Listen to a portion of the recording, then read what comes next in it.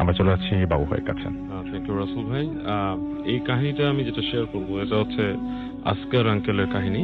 উনি অনেক সিনিয়র মানুষ, মানে আমাদের থেকে বেশ সিনিয়র। যাই হোক, উনি এটা আপনার একটা 80s এর কাহিনী বলেছেন। উনি সবসময় রহস্য ভালোবাসতেন, এখনো বাসেন।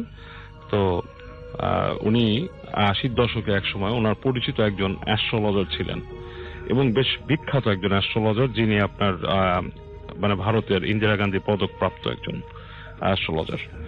যাই হোক, তো ওনার সাথে বেশ সখ্যতা ছিল ওনার। তো ওনাকে ওই আসগর আঙ্কেলকে বলেন যে আমি আপনাকে প্ল্যানচেট করে দেখাতে পারি। প্ল্যানচেটটা এমন করব যে আমি কারো ওপরে নিয়ে আসবো আত্মাটা, এবং আপনাকে আমি দেখাবো কথা বলে, এবং আপনি যে কোনো বিখ্যাত ব্যক্তির নাম বলবেন, আমি তাকেই নিয়ে আসবো। তা আসগর আঙ্কেল বেশ ইন্টারেস্ট ফিল করেন, এবং উনি তখন লালমাটিয়া থাকতেন। তো একদিন সন্ধ্যায় উনি মানে ইনভাইট করেন, বলে আসেন। তো ওনারা বাসায় আসেন, গল্প করেন, আড্ডা মারেন। আড্ডার এক পর্যায়ে তখন প্রায় রাত 10টা-11টা বাজে। তো বলতেছে যে আজকে তুমি করে দেখাও আমাকে, তোমার সেই প্ল্যানচেট করে দেখাবা। তো বলছে কার উপর আনবো, তোমাকে হোস্ট বডি বানালে তো তুমি নিজেই এটা করতে পারবে না, মানে তুমি বুঝতে পারবে না। তো আরেক কাজ করতে পারি, আমি দিদির উপরে নিয়ে আসি। তো আসগর আঙ্কেল ভয় পেয়ে যান, ওনার ওয়াইফকে উনি এই রিস্কে আনবেন না। ওনারা বাসায় দুটো মানুষ ছিলেন আর কাজের মানুষ ছিল। তো উনি বলে আচ্ছা একটা জিনিস করি, তুমি যাকে নিয়ে আসবে তুমি বলতেছো যে সে বেশ বিখ্যাত কাউকে নিয়ে আসতে পারবা, তো অবশ্যই আমার বাসায় আমার কাজের মেয়ে আছে, তার উপর যদি তুমি নিয়ে আসতে পারো এবং তাকে যদি অন্য ভাষায় কথা বলাতে পারো, তাহলে আমি বুঝবো যে আসলেই তোমার এটা কাজ করে। তো বলে অবশ্যই নিয়ে আসো তুমি। ওনারা যেটা করেন যে ওনারা ওই কাজের মানুষকে নিয়ে আসেন আর কি, কাজের মানুষটাকে ডেকে নিয়ে আসেন। কাজের মানুষ বেশ ভয় পায়, তাই মানে বেশ ভয় থাকে যে সে কি করবে। এবং অ্যাকচুয়ালি রাসেল ভাই, কাজের মানুষটা ছিল একদম গ্রামের একটা মহিলা, মানে সে কিন্তু আসলে শি ডাজন্ট নো এনিথিং, ইংরেজিতে কথা বলা বা অন্য কোনো ভাষায় কথা বলার তার কোনো দক্ষতা নেই। যাই হোক, তো আঙ্কেল যেটা বলেছেন যে উনি যখন বসেন তখন বলে যে তোমার কিছু রিচুয়াল পালন করতে হবে, মানে যাই হোক রিচুয়ালটা পুরো নাই বলি, হ্যাঁ, বাট রুমটা অন্ধকার থাকবে, মোমবাতি জ্বালানো থাকবে, এবং আমি আমার কাজ করব। তো তারা এই রিচুয়াল শুরু করে। তো যখন নাকি রিচুয়ালটা শুরু করে, তো তার প্রায় হাফ অ্যান আওয়ার পর্যন্ত, প্রায় আধা ঘন্টা ধরে নাকি পুরো মানে থুম মেরেছিল ওই জায়গাটা, কোনো আপনার শব্দ নেই বা কোনো রকমের সারা শব্দ নেই বা কোনো পরিবর্তন নেই। আসগর আঙ্কেল মনে করছেন যে এগুলো সব মানে ভাওতাবাজি, মানুষকে অনেকক্ষণ বসায় রাখলে আলোর মধ্যে মানুষ ঝিম ধরে যায়, অল্প আলোতে অন্ধকারে বসে থাকলে। তো যখন এরকম হচ্ছে তখনই নাকি ওনাদের বাসার পিছনে একটা মানে সার্ভেন্টস কোয়ার্টারের মতো ছিল আর কি, ছোট ঘর ছিল, ওখানে প্রচন্ড জোরে ছাদের উপর ধূপ ধূপ করে শব্দ হয়, মানে মনে হচ্ছে যে কেউ জানি ঝাঁপিয়ে পড়লো আর কি, এরকম। এবং একটু পরেই ওই কাজের মেয়েটা যেটা বসেছিল সে খিলখিল করে হেসে ওঠে ঘরের মধ্যে, এবং মানে হাসিটা খুবই অতিপ্রাকৃত, মানে অ্যাবনর্মাল টাইপের একটা হাসি, যেটা নাকি আপনার নর্মাল মানুষের হাসির সাথে মিল খায় না, এবং ওই কাজের মহিলার নেচারের সাথে মোটেই এটা মানে সঙ্গতপূর্ণ না, সে এরকম করে হাসি না কখনো। এনিওয়েজ, এবং তারপরে বেশ ভারী গলায় কাজের মেয়েটা কথা বলা শুরু করে।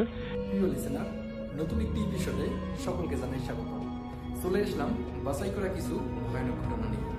আপনারা এই ভিডিওর মধ্যে শুনতে পারবেন সবথেকে বাছাই করা ভয়ানক ঘটনা। আর যে রাসেল ভাই, আফরান ভাই, বাবু ভাই, ডক্টর আলী ভাই, এনাদের যত ভয়ানক ঘটনা আছে প্রত্যেকটি ঘটনা আমি নিজেই বাছাই করে প্রতিনিয়ত রাত 10টা বাজে এই চ্যানেলে পাবলিশ করে থাকি। তাই বলবো যারা এখনো এই চ্যানেলটি সাবস্ক্রাইব করেননি অবশ্যই চ্যানেলটি সাবস্ক্রাইব করে নেবেন। তাহলে চলুন এই ভিডিওর মধ্যে একটি লাইক দিয়ে আমরা প্রত্যেকটি ঘটনা শেষ পর্যন্ত শুনে আসি। এবং তার কিছু সেন্টেন্স ছিল ইংরেজিতে। এটা ছিল সবচেয়ে আশ্চর্য একটা জিনিস আসগর আঙ্কেলের কাছে, বলে যেটা উনি কখনোই এই জিনিসটা উনি মানে মেনে নিতে পারবেন না, যে একটা কাজের মেয়ে যে মানে আপনার অজপাড়াতে নিয়ে আসছে, সে আপনার হঠাৎ করে ইংরেজিতে কথা বলতেছে। এবং সে যে পরিচয়টা দিয়েছিল সেটা যে কোনো একজন বিখ্যাত ব্যক্তির, নাম বলবো না, আমাদের দেশেরই, এবং তাকে অনেক কিছু জিজ্ঞেস করে এবং অনেক রকম উত্তর তার কাছ থেকে পায়। এখন যখন ব্যাপারটা হয় যে যখন নাকি মোটামুটি তাদের কোয়েশ্চেনিয়ার শেষ হয়ে যায়, প্রশ্ন করার পর কাজের মেয়ে থেকে চলে যেতে বলে, তখন নাকি আপনার যেতে চাচ্ছে না এবং সে ওখান থেকে সরছে না। এবং তখন নাকি অ্যাস্ট্রোলজার ভদ্রলোক উনি নিজেই ভয় পেয়ে যায়, ওনার কপালে ঘাম দেখা দিচ্ছে, উনি মানে তখন উনি এক পর্যায়ে বলে লাইট জ্বালায় দাও। তো রুমের লাইট জ্বালায় দেয়, কাজের মেয়েটা বেহুশে পড়ে যায়। তো ওনারা মনে করে যে এই জিনিসটা এখানে মানে আপনার সমাপ্তি হলো, চলে গেছে। তো জিজ্ঞেস করে অস্ট্রেলিয়ার যে ভদ্রলোক ছিল, চলে যেতে চায় বাসা থেকে তাড়াতাড়ি। তখন বলে যে তুমি তাড়াতাড়ি চলে যেতে চাচ্ছ, কাজের মেয়ে তোর হুঁশি ফিরে নাই, কি ব্যাপার, তুমি তাকে কি করলা এসে? বলে তোমাকে কি আশ্চর্য অনেক কিছু দেখে নেই? অলরেডি তো দেখছো অনেক কিছু, এখন তুমি ওকে শোয়া দাও, তোমার দিদিকে বলো ওকে ঘুম পাড়ায় দিতে, ঠিক হয়ে যাবে। তো যাই হোক, ওনার যে ওয়াইফ ছিলেন দিদি, উনি নিয়ে তাকে শোয়া দেয় এবং মাথায় পানি টানি ছিটা দিয়ে চেষ্টা করে, তাকে হুশ মানে ফিরছে, মানে শি ইজ লাইক স্লিপিং।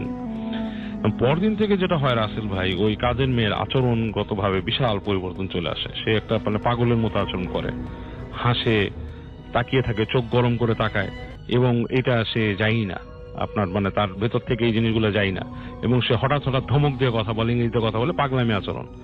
এবং ওই আসগর আঙ্কেল সেই অ্যাস্ট্রোলজারকে আর খোঁজ দিয়ে মানে খুঁজে পায় না। সে ওখানে যে খবর দেয় তার বাসার কাজের মানুষ বলে উনি বাসায় নেই, মানে যে কোনো একটা মানে আপনার অকারেন্স ঘটায় দিয়ে উনি পলায় গেছে, এরকম একটা ব্যবস্থা। তো যাই হোক, তো উনি তখন যেটা করে, ওখানকার এক হুজুরের শরণাপন্ন হন, মানে মৌলানার, যে মানে খুঁজে এখন কি করা যায় আর কি, এখন কি করা যায়। তো মৌলানা সাহেব যিনি আসেন, উনি এসে বলে, দেখেন যতদূর সম্ভব এই যে কাজটা করা হয়েছে আপনাকে প্ল্যানচেটার নামে যেটা করছে, এটা কোনো মানে খুব খারাপ রকমের জিনদের মধ্যে অনেক কাইন্ড আছে। কেউ আছে অনেক বয়স্ক, হাজার হাজার বয়স, ইবলিস ইটসেলফ ওয়াজ 70,000 ইয়ার্স ওল্ড। তাকে যখন পাওয়া গেছিল ফেরেশতারা পেয়েছিল 70,000 বছর বয়স ছিল। তো জিনরা অনেক বয়স হয় এবং অনেক রকমের হয়। যেটা করছে আপনার কাজের মেয়ের কাছে নিয়ে আসছে, এবং আমার ছাড়ানোর মতো অবস্থা নাই। উনি জেনে আনছেন, তারও ক্ষমতা নেই এটা ছাড়ানোর। তো আপনি এক কাজ করতে পারেন, আমার হুজুর আছে, ওনার সাথে কথা বলতে পারেন। তো আসগর আঙ্কেল যান, যে আপনার সেই হুজুরের সাথে দেখা করেন এবং উনি আসেন। আনার পরে ওই যখন ওই বাসায় হুজুরটা আসছে, তখনই কাজের মেয়েটা ভেতর থেকে বলতেছে আর কি, যে মানে ঠিক শুদ্ধ ভাষায় বলতেছে যে আমাকে এখানে আসছো, আমি অমুক, আমাকে তোমরা এখান থেকে সরাতে পারবে না, আমি এখানে আসছি, আমাকে ডেকে নিয়ে আসছো এবং আমি যাব না। তখন হুজুর তার সাথে কিছু কথা বলে কিছু লজিকের মাধ্যমে আপনার তাকে লজিকে পরাস্ত করে। লজিকে পরাস্ত করলে জিনিসটা চলে যায় আর কি। তো উনি লজিকে পরাস্ত করে আপনার ওখান থেকে চলে যায় আর কি, মানে ওটা বিদায় করে আর কি, ওকে ডিপোজিট করে, মানে ওর যে পজিশন ছিল ওটা ছেড়ে যায় আর কি। কিন্তু ওই ইসের যে বাড়ি ছিল, আসগর আঙ্কেলের বাড়িতে খুব আশ্চর্যজনক ঘটনা ওখানে এরকম হয়। প্রায় এরপর থেকে ওনার বাসার মধ্যে বিভিন্ন রকমের ভেজাল শুরু হয়। ওই যে দেখা যাচ্ছে রাতের বেলা ঘুমে আছে, ধুম করে পাশের ওই সার্ভেন্ট কোয়ার্টারের ছাদের মধ্যেই পড়লো। কাজের মেয়ে মনে করে যে কে জানি হাঁটতেছে রাতের বেলা, কান্নাকাটি করতেছে। এরকম অবস্থায় উনি এক পর্যায়ে ওই লালমাটিয়ার বাসা ছেড়ে উনি সরে যান, উনি মোহাম্মদপুরে এই সাইডে চলে আসেন। এবং উনি বলেন যে ওই যে বাড়িটা পরে ওনার সাথে ওই ইসের সাথে দেখা হয়, আপনার সেই অ্যাস্ট্রোলজার যে ছিল তার সাথে কথা হয় পরে এক সময়। সে বলে যে আসলে ব্যাপারটা কি, আমি যে প্রসিজারে কাজ করি, মানে সে তো কখনো একটা জিন বলতেছে না, সে বলতেছে আমি আত্মা নিয়ে আসে প্ল্যান সেট করে। বলে যে আমি যে প্রসিজারে কাজ করি, সে প্রসিজারে এরকম হওয়ার কথা না, তোমার যে বাসাটা সেটার মধ্যে কোনো ভেজাল আছে, এবং মানে ওইখানে গন্ডগোলটা ঘটছে, এবং ওই জন্য মানে পুরো জিনিসটা পেঁচিয়ে গেছে। হ্যাঁ। এবং মানে ওই বাসাটাতে তুমি ছেড়ে আসছো, ভালো করছো, এবং ওই বাসাটাতে যারা পরবর্তীতে থাকবে তারাও সমস্যায় পড়বে। তো মজার ব্যাপার হচ্ছে রাসেল ভাই, আসগর আঙ্কেল যে বাসায় থাকতো সেই বাসাটা কিন্তু অনেকে ভয় পেত, এবং আজ থেকে 7-8 বছর আগে আমিও জানতাম যে বছর 10 আগে বাড়িটা অনেকে করতে পারেনি, পরবর্তী ওটা ভেঙে এখন একটা বিল্ডার্স বাড়ি করে ফেলছে। এটা মানে সমস্যা নাই এখন মনে হয়। এটাই হচ্ছে ঘটনা। এবং রমিজ মিয়ার ঘটনাটা শেয়ার করব। আচ্ছা, এই ঘটনাটি মুঠোফোন যুগের আগের ঘটনা, উত্তরবঙ্গের কোন একটি গ্রামের রমিজ মিয়ার ঘটনা। রমিজ মিয়া গ্রামে একটি মুদির দোকান চালাতো। ওই আপনার বিড়ি, সিগারেট, পান, তারপরে কম দামি বিস্কিট, এগুলো সে বিক্রি করতো। তো এগুলো তাকে কালেক্ট করতে হলো গঞ্জে গিয়ে। তো একবার সে গঞ্জে গিয়েছে এই সদাই কিনতে, আসলে গ্রামের লোকজন শপিংকে সদাই বলে। তো সদাই কিনতে গিয়েছে। তো সদাই কেনার পরে সে দেখলো যে একটা নতুন মুভি এসেছে, বাংলা মুভি। সে একটু সিনেমা দেখার পাগল, তো সে রাতে শোতে মুভি দেখে। তো মুভি দেখে সে সাধারণত হচ্ছিল যে সিনেমা শো শেষ হওয়ার পরে এলাকার লোকজন 2-1 পাওয়াই যায়। সে চিন্তা করেছিল যে তাদের সাথে সে গ্রামে ফিরে যাবে। তো গঞ্জের থেকে 3টা গ্রাম পরে হচ্ছিল 4র্থ গ্রামটা হচ্ছিল তার, সে যেখানে থাকে। তো সে আনফরচুনেটলি ওই দিন তার কোনো সঙ্গী সাথী সে পায়নি গ্রামে ফিরে যাওয়ার জন্য। তো সে গ্রামের মানুষ একাই রওনা দিল। হাতে তার একটা ব্যাগ আছে যেখানে সে তার সদাইগুলো আছে। তো সে যাচ্ছে, তো রাস্তাটা হচ্ছিল কাঁচা রাস্তা। তো রাস্তার একটা জায়গায় সে জানে যে এই জায়গাটা হচ্ছিল একটু অ্যাবনর্মাল, কারণ জায়গাটা হচ্ছিল একটা শ্মশান ঘাট আছে ওখানে। রাস্তার ঠিক ডান পাশে হচ্ছিল একটা, ওই শ্মশানের এরিয়াটা অনেক বড় ছিল। আপনার একটা পাশে হচ্ছিল জঙ্গল, সেটা রাস্তার ধার দিয়ে। জঙ্গলটা পার হওয়ার পরে হচ্ছিল ডান পাশে আরেকটা ছোট রাস্তা গিয়েছে, কাঁচা রাস্তা শ্মশানে যাওয়ার জন্য। আর তারপরে হচ্ছিল একটা খাল আছে, খালের উপর একটা ব্রিজ আছে। তো তাকে ওই রাস্তা দিয়ে যেতে হবে, কোনো অল্টারনেটিভ ওয়ে নাই। তো সে যখন রাস্তার ওই ঠিক জঙ্গলে কাছাকাছি চলে আসে, তো গ্রামের মানুষ সাধারণত এই ভয় থেকে দূর হওয়ার জন্য তারা জানে যে লোহা কিংবা আগুন সাথে থাকলে এই ভয়টা কম হওয়ার সম্ভাবনা আছে। তো সে ঠিক জঙ্গলে কাছাকাছি যখন আসে তখন সে একটা বিড়ি ধরায় যে আগুন সাথে থাকলে হয়তো বা কোনো কিছু হবে না, কারণ এই জায়গাটা সম্পর্কে আগেও কিছু শুনেছে, সেই জায়গাটা ভালো না। তো সে যখন জঙ্গলে বিড়ি ধরে জঙ্গলটা ক্রস করার জন্য রওনা দিয়েছে এবং হাঁটছে, হঠাৎ করে সে খেয়াল করলো যে জঙ্গলের ভেতর থেকে কিছু একটা তার পিছু নিয়েছে বেরিয়ে এসে রাস্তায়। তো সে হাঁটা অবস্থায় সে পেছন দিকে একটু আর চোখে তাকিয়ে দেখে যে দুটো কুকুর তাকে ফলো করছে। তো কুকুর ফলো করছে ঠিক আছে, বাট একটু ভয় পেল, কারণটা হচ্ছিল যে কুকুরগুলো একটু অ্যাবনর্মাল। কুকুরগুলো যে সাধারণত গ্রামে যে কুকুরগুলো দেখা যায় সেই কুকুরগুলোর মতো না, তার সাইজ এবং তার মুখের যে অববয় সেটা একটু ব্যতিক্রম, এবং তার মুখ দিয়ে লালা ঝরছে এবং একটু সাউন্ডটাও একটু পিকুলিয়ার, এইভাবে একটা শব্দ করছে। তো সে ঘাবড়ে গিয়ে হাঁটার গতিটা বাড়িয়ে দিয়ে সে জঙ্গলটা যখন ক্রস করার পরে ডানে যে শ্মশানের রাস্তাটা, সে রাস্তাটা সোজা গিয়ে সে ব্রিজে উঠে। তো ব্রিজে যখন সে উঠে, ব্রিজের ঠিক মাঝখানে যখন সে পৌঁছায়, তখন হচ্ছিল সে খেয়াল করে যে সে যেদিকে যাচ্ছে সেই জায়গাটায় একটা কালো অদ্ভুত একটা প্রাণী দাঁড়িয়ে আছে তার রাস্তাটাকে রোধ করে, এবং প্রাণীটার একটু বর্ণনা সে আমাকে যেটা দিয়েছে যে প্রাণীটা মাথা নেই। আসলে প্রাণীটার মাথা নেই এবং তার বুকের কাছে হচ্ছিল চোখ এবং মুখটা, এবং মুখ দিয়ে হচ্ছিল লালা ঝরছে, এবং সেই যে কুকুরটা যে সাউন্ড করতো সেরকম একটা এই ধরনের একটা সাউন্ড করছে। তো সে ব্রিজের ঠিক মাঝখানে দাঁড়িয়ে চিন্তা করলো যে আমি এখন সামনে যাব কিভাবে এবং যাওয়াটা কি তার ঠিক হবে কিনা। সে চিন্তা করলো যে তাহলে আমি ব্যাক করি। সে তখন টার্ন করে যখন ব্যাক করার জন্য চেষ্টা করে, সে দেখে যে ঠিক অপোজিট সাইডেও ব্রিজের আরেক মাথায় সেম প্রাণী আরেকটা ওখানে দাঁড়িয়ে আছে রাস্তা রোধ করে।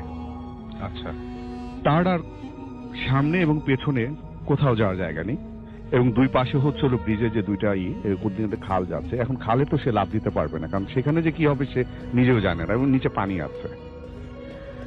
সে দাঁড়িয়ে আছে এখন, মানে সে প্রচন্ড ভয় প্লাস হচ্ছিল কি করবে সে নিজেও বুঝতে পারছে, অসহায় একটা অবস্থা। তো এই মুহূর্তে সে তার বিড়িটা প্রায় শেষ হয়ে গেছে, সে বুদ্ধি করে আবারও বিড়ি ধরালো এবং বললো যে আমি কয়টা বিড়ি শেষ করেছি ওই দিন আমি জানি না। সে সাথে ওই বাতাস যে আসছে একটা পচা গন্ধ সে পাচ্ছে। তো অনেকক্ষণ পরে সে হঠাৎ করে খেয়াল করলো যে জঙ্গলের যে রাস্তা দিয়ে সে এসেছে সেদিকে একটা আলো দেখা যাচ্ছে। তো আলোটা দেখার পরে সে একটু হলো যে কিছু বোধহয় কেউ আসছে। তো আলোটা আস্তে আস্তে আস্তে আস্তে আস্তে কাছাকাছি যখন জঙ্গলটার কাছে আসে, তখন সে বুঝতে পারলো যে একটা মোটর সাইকেল আসছে। তো মোটর সাইকেলটা যখন আপনার ব্রিজের কাছাকাছি চলে আসে, এবং ব্রিজের যেখানে তখনই লাইটটা যখন ব্রিজের দিকে পড়ে, তখনই হচ্ছে প্রাণী দুটো লাফ দেয় হচ্ছিল আপনার ওই যে খালটা আছে, খালের মধ্যে লাফ দেয়, ওই শ্মশানঘাট বরাবর যে পাশটা আছে ওদিকে লাফ দিয়ে চলে যায়। তো চলে যাওয়ার পরে মোটরসাইকেলটা ব্রিজে উঠে, তখন মোটরসাইকেলটা স্কিড করতে নেয়, পড়ে যেতে নেয়, কারণ ওইখানে কোথায় কোনো পিচ্ছিল জাতীয় কিছু একটা ছিল। তো সেটা ক্রস করার পরে মোটরসাইকেলটা সরাসরি তার মুখের দিকে যায়, মোটরসাইকেলটা ব্রেক করে জিজ্ঞেস করে, এই রমেশ মিয়া তুমি এখানে কি করো? তো সে যেহেতু তার মুখের দিকে হচ্ছিল হেডলাইটটা জ্বলাচ্ছে, সে তো বুঝতে পারছে না যে আসলে আর ওই কে। তো সে বলে যে কে? তো বলে যে আমি। তখন সে চিনতে পারে যে তাদের যে এলাকার যে চেয়ারম্যান আছে, সে চেয়ারম্যান সাহেব হলো মোটরসাইকেল করে যাচ্ছেন, হয়তো বা তার কোনো বা অন্য কোথাও কোনো কাজ ছিল বা গঞ্জে গিয়েছিল, সে ব্যাক করছে। তো বলে যে চেয়ারম্যান সাহেব আমি তো এখানে এরকম পরিস্থিতিতে পড়েছিলাম, এইরকম এই ঘটনা হচ্ছে। বলে তুমি তো জানো না এই জায়গাটা ভালো না, তুমি এই এত রাতে এখানে যাচ্ছ কেন? তো যাই হোক, পরে রমেশ মিয়াকে সে রেস্কিউ করে নিয়ে আসে, তার বাড়িতে নামিয়ে দিয়ে যায়, এবং রমেশ মিয়া বলে যে এরপরে আর কখনোই আমি একা ওই রাস্তা দিয়ে আমি কখনোই যাইনি, এবং আমার যা কিছু করার আমি দিনের মধ্যেই করে ওদিক দিয়ে ব্যাক করতাম। এই হচ্ছে রাসেল ভাই ঘটনাটা। অনেক ধন্যবাদ আপনাকে আপনার ঘটনার জন্য। আমরা চলে যাচ্ছি আমাদের পরবর্তী অতিথি ফারনানের কাছে, তার কাছে আরেকটা ঘটনা শুনে আসবো, সুতরাং আমাদের সঙ্গেই থাকুন। ফারনান, আপনি এসেছেন পুরান ঢাকা থেকে, উই নো দ্যাট, এবং আমাদের যারা অলরেডি ভিডিও দেখেছেন তারা অলরেডি জেনে গেছেন। আমরা আপনার ঘটনা শুনি।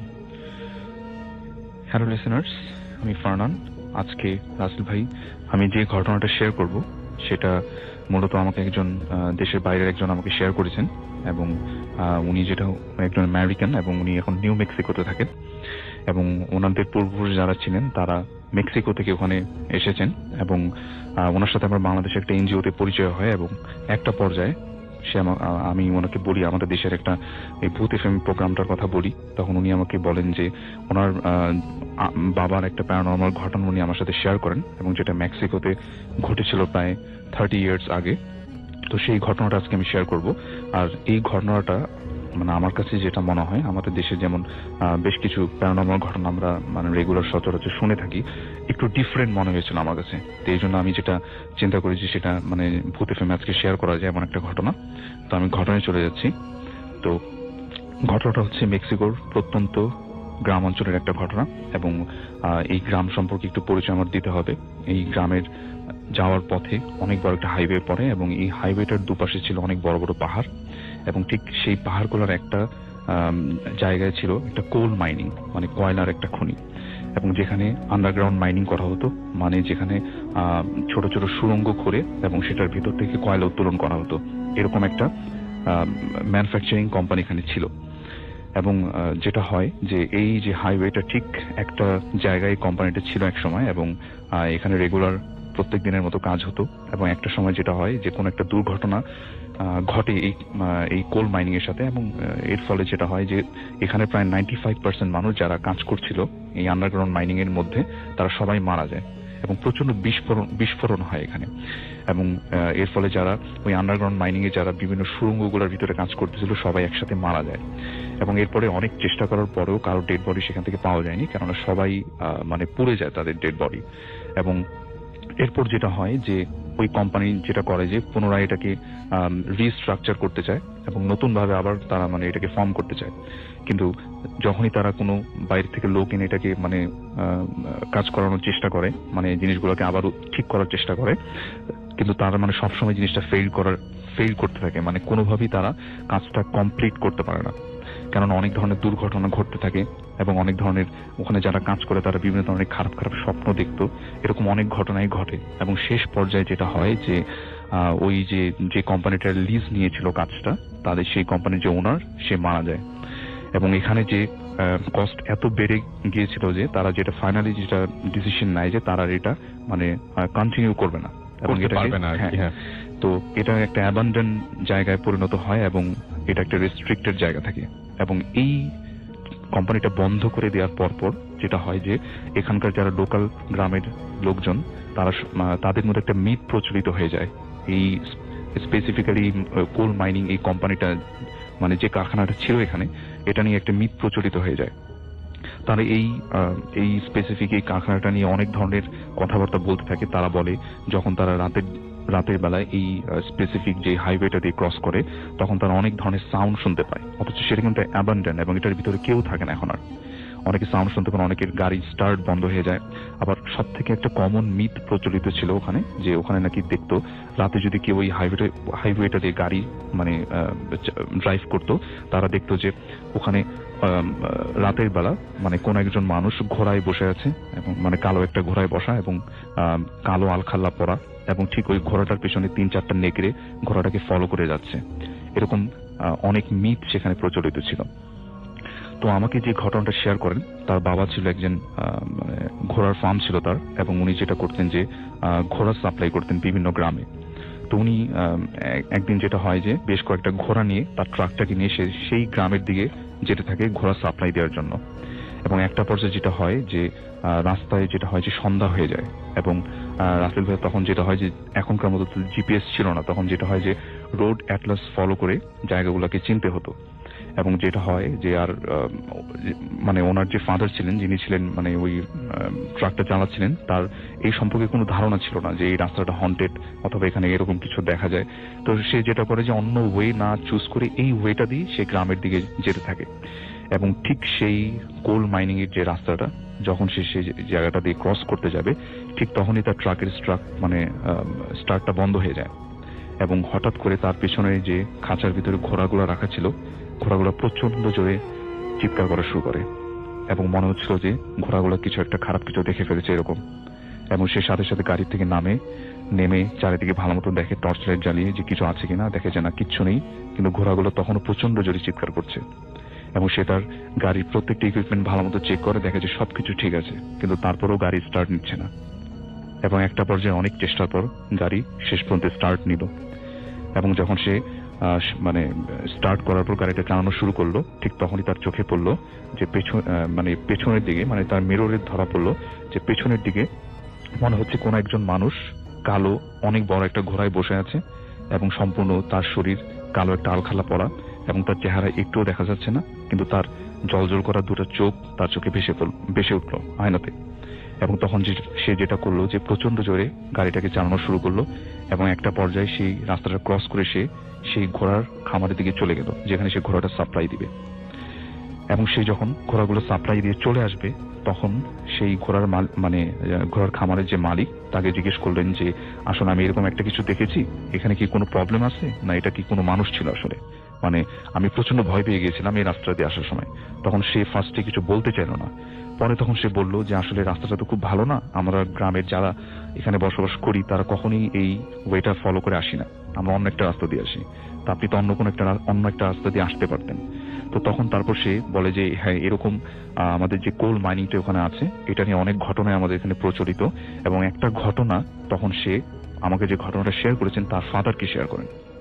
এবং ওই ঘটনাটা ছিল এইরকম যে তাদের খামারের বেশ কয়েকটা ঘোড়া এবং একজন রাখাল, যেটা হয় যে ওই কোল মাইনিং এর পাশে অনেক বড় মাঠ ছিল, সেখানে চড়তে গিয়েছিল ঘোড়া, এবং তারা ঠিক সন্ধ্যার পরে সবসময় চলে আসে ব্যাক করে। কিন্তু সেই দিন যেটা হয় যে সেই ঘোড়াগুলা এবং সেই রাখাল আর ফিরেনি, এবং তারা যেটা করে যে যেহেতু রাখালও ফিরেনি, এবং তারা যে ওই রাখাল এবং ঘোড়ার খোঁজ করার জন্য ওনাদের গ্রামের থেকে প্রায় 2-3 জন লোক এবং ওই গ্রামের একজন প্রিস্ট ছিল, ওনার 3-4 জন মিলে সে ঘোড়ার খোঁজ করতে বের হয়, এবং তাদের সাথে ছিল একটা রাইফেল, এবং তাদের হাতে লণ্ঠন ছিল, এবং কারো হাতে ছিল মশাল, এবং সেগুলোকে নিয়ে তারা সেই মাঠের দিকে যেতে থাকে, গ্রামের সেই মাঠ, কোল মাইনিং এর পাশে যে মাঠটা সেই মাঠের দিকে। এবং তারা যখন সেখানে পৌঁছায়, অনেক খোঁজাখুঁজি করার পরেও তারা সেই রাখাল এবং ঘোড়ার কোনো খোঁজই পায় না, এবং একটা পর্যায়ে তাদের চোখে পড়ে ঘোড়ার বেশ কিছু গোবর, এবং সেটা হচ্ছে যে ঠিক কোল মাইনিং এর যে গেটটা যেটা সিল ডালা করে বন্ধ করে দেয়া, ঠিক সেই গেটটার পাশে। এবং সব থেকে আজব বিষয় ছিল যে সেই গেটটার সবসময় বন্ধ থাকে, এবং একটা রেস্ট্রিক্টেড এরিয়া, কেউ ভয়েও সেখানে যায় না, কেননা অনেকের ধারণা সেই কোল মাইনিং এর ভিতরে যদি কেউ ঢুকে সে আর কখনো সেখান থেকে ফিরে আসে না, সে সেখানেই হারিয়ে যায়, মিসিং হয়ে যায়, এরকম অনেক ধারণা।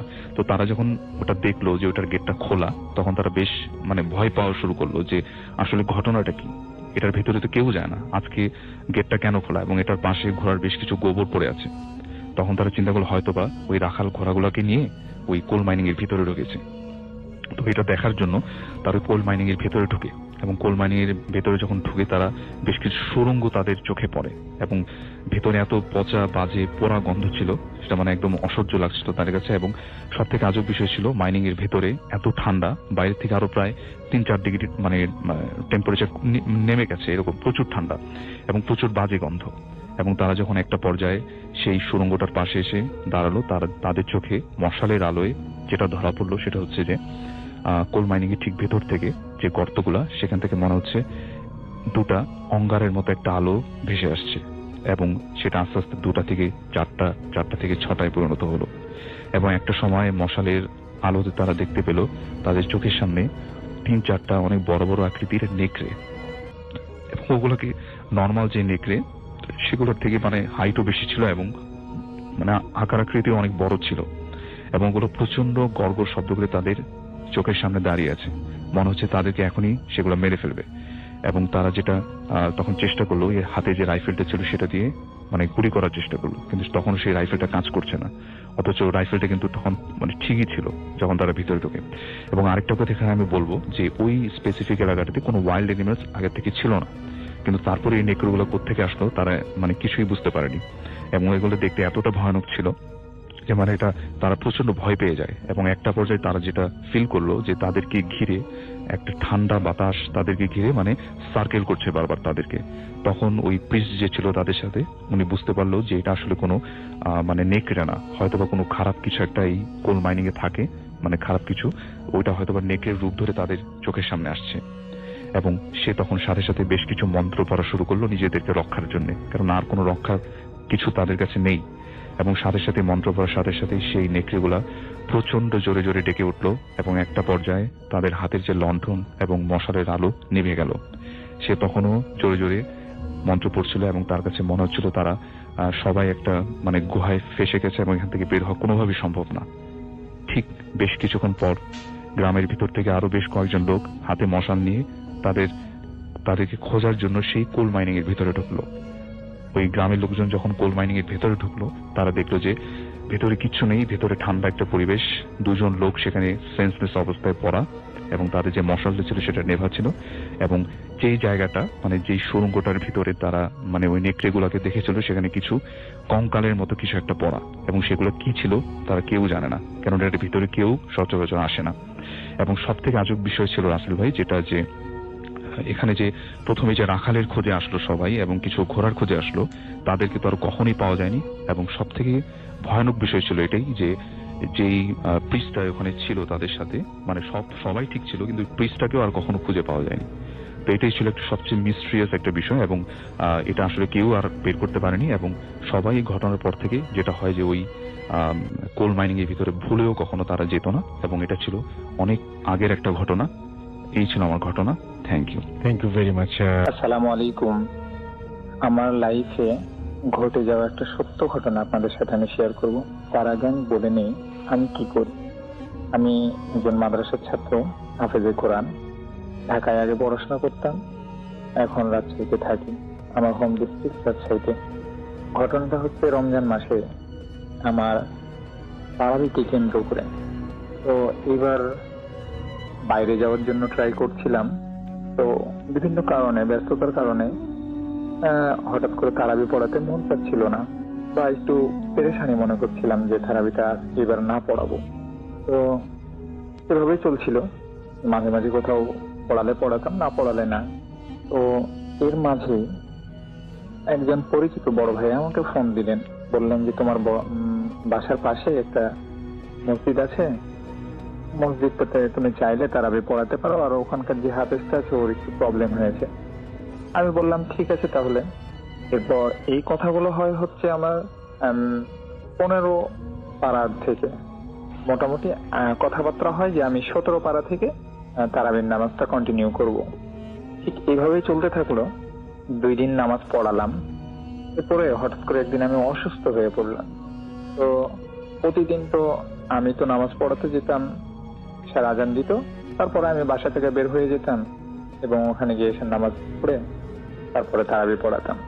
তো একদিন হঠাৎ করে ইমাম সাহেব আমাকে বললেন যে আজকে তুমি মাগরিব আর এশার নামাজটা পড়িও, আমার আসতে হয়তো বা লেট হবে। আমি বললাম ঠিক আছে। এর পরের দিন হঠাৎ করে আমি অসুস্থ হয়ে যাওয়ার কারণে মসজিদে যেতে পারছিলাম না। তো ইমাম সাহেবের নাম্বারে ফোন দিলাম, ফোনটা বন্ধ ছিল। তো অনেক ট্রাই করলাম, আর অন্য কারো নাম্বার আমার কাছে ছিল না যে আমি যাদের মাধ্যমে আমি যে অসুস্থ, এই অসুস্থর খবরটা পৌঁছাবো তাদের কাছে। তো সেই দিন আমি তারাবিতেও যেতে পারলাম না, নামাজে তো যেতেই পারি। এরপর পরের দিন যখন আমি তারাবির নামাজ পড়ানোর জন্য মসজিদে গেলাম, তখন ওখানকার যে মুসল্লি আছে, একজন মুসল্লির সাথে খুব ভালো খাতির হয়েছিল। ও মুসল্লি এবার আমার কাছে এসে বলছে, হুজুর কালকে তো অনেক সুন্দর নামাজ পড়ালেন, আর কালকে আপনি হুজুরকে পড়াতে দিলেন না কেন? হুজুর তো অনেকক্ষণ ধরেই মানে আপনার নামাজ পড়ানোর একটু পরেই উনি চলে আসছেন, পিছনে দাঁড়িয়েছিলেন, আপনি তো ওনাকে দিলেন না, আপনি পুরোটা পড়িয়ে দিলেন। তবে যাই হোক, খুবই ভালো হয়েছে। তো আমি কথাটা শুনে শক্ট হয়ে গেলাম, আরে আমি তো কালকে আসিই নাই, তাহলে নামাজ পড়ালো কে? এরপর আমি হুজুরের রুমে গেলাম এবং হুজুরকে বললাম যে হুজুর একটা প্রবলেম তো হয়ে গেছে, আমি কালকে আসতে পারিনি, এই কারণে আমি আপনাকে অনেকবার ফোন দিয়েছিলাম কিন্তু আপনার ফোনটা সুইচ অফ ছিল। তখন হুজুর হতবাক হয়ে আমার দিকেই তাকিয়ে আছে, যেটা হলে কেউ তো কোনো কমপ্লেন করে নাই আমাদেরকে, কেউ তো কিছু বলে নাই যে হুজুর কোথায় ছিলেন, আপনার জন্য আমরা ওয়েট করলাম নামাজ, আর কালকে তো আমি তোমাকে বলার পরে আমি তো আসতেই পারি নাই, আমি মনে করলাম যে তুমি তারাবিটা পুরোটা পড়িয়ে দিয়েছো। আমি বললাম না না হুজুর, আমি তো কালকে আসতেই পারি নাই, তাহলে কে নামাজ পড়ালো? এরপর থেকে এই কথাগুলো একজনের সাথে শেয়ার করেছি, দেন নেক্সট টাইম আমি যখন কারোর সাথে শেয়ার করব মনে করেছি, তখনই আমার একটা না একটা অঘটন ঘটেই গেছে। আমি ভূত এফএমে মনে করছিলাম যে এই কথাগুলো শেয়ার করব, তো শেয়ার করে উঠতে পারছিলাম না। আমার ফোনটাতে যখন আমি রেকর্ড অপশন চালু করি এবং রেকর্ড করি, সেন্ড করতে গেলেই আমার ফোনটা হ্যাং হয়ে যায়। 2 দিন মানে 2 শুক্রবার এটা হওয়ার পর আমার ফোনটাই হাত থেকে পড়ে নষ্ট হয়ে গেছে। এরপর যখন আমি কম্পিউটারে ওটা টাইপ করে পাঠাবো চিন্তা করি, তখন দেখা যায় যে কম্পিউটার সফটওয়্যার প্রবলেম হয়ে যায় বা উইন্ডোজ পড়ে যায়, যে কোনো একটা প্রবলেম হয়। আর এরকম প্যারানর্মাল অনেক ঘটনাই আমার সাথে ঘটেছে, যেগুলা কখনোই কারোর সাথে শেয়ার করা হয়নি। এই ফার্স্ট টাইম আপনাদের সাথে শেয়ার করছি। ভালো লাগলে শেয়ার করুন। আসসালামু আলাইকুম। ওকে, আমরা তাহলে ঘটনায় যাই। ওকে, সো আমি যেটা রাসেল ভাই আপনাকে আগে থেকে বলতেছিলাম যে ঘটনাটা একটু উইয়ার্ড, কারণ মানে আমরা যেরকম ভাবে এক্সপেক্ট করি যে আমরা একটা কিছু ভৌতিক কিছু দেখবো এবং সেটা নিয়ে মারাত্মকভাবে ভয় পাবো, কয়েকদিন ঘুম আসবে না, ফ্যামিলিতে অনেক বিশাল একটা অ্যাট্রাকশন, ওকে ভূত দেখছে ও, এরকম একটা ব্যাপার। এরকম আসলে হয় না আমাদের জন্য। আমরা আসলে ওরকম ভাবে রেডিও ছিলাম না, যেটা সবসময় আমি কখনো প্রস্তুত ছিলাম না এরকম একটা ব্যাপার।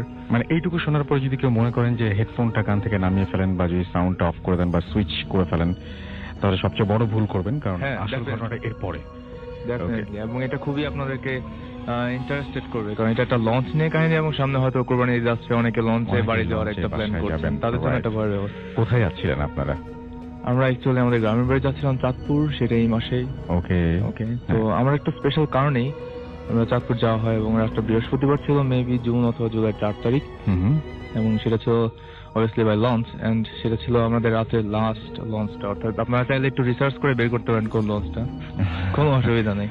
ওকে, তো যেটা হয় যে আমরা লঞ্চে উঠি 2 কাজিন, জাস্ট 2 জন। তো পরে আমরা ভাবি যে রাতে হয়তো বা আমরা যদি একসাথে যাই, লঞ্চ জার্নি এটা অ্যাডভেঞ্চারাস একটা ব্যাপার, আমরা গল্প করতে করতে কাটাই দেবো, জিনিসটা মজা হবে। তো আমরা জাস্ট নর্মাল ডেকের একটা টিকিটের মতো ব্যবস্থা করি এবং উঠি ওখানে।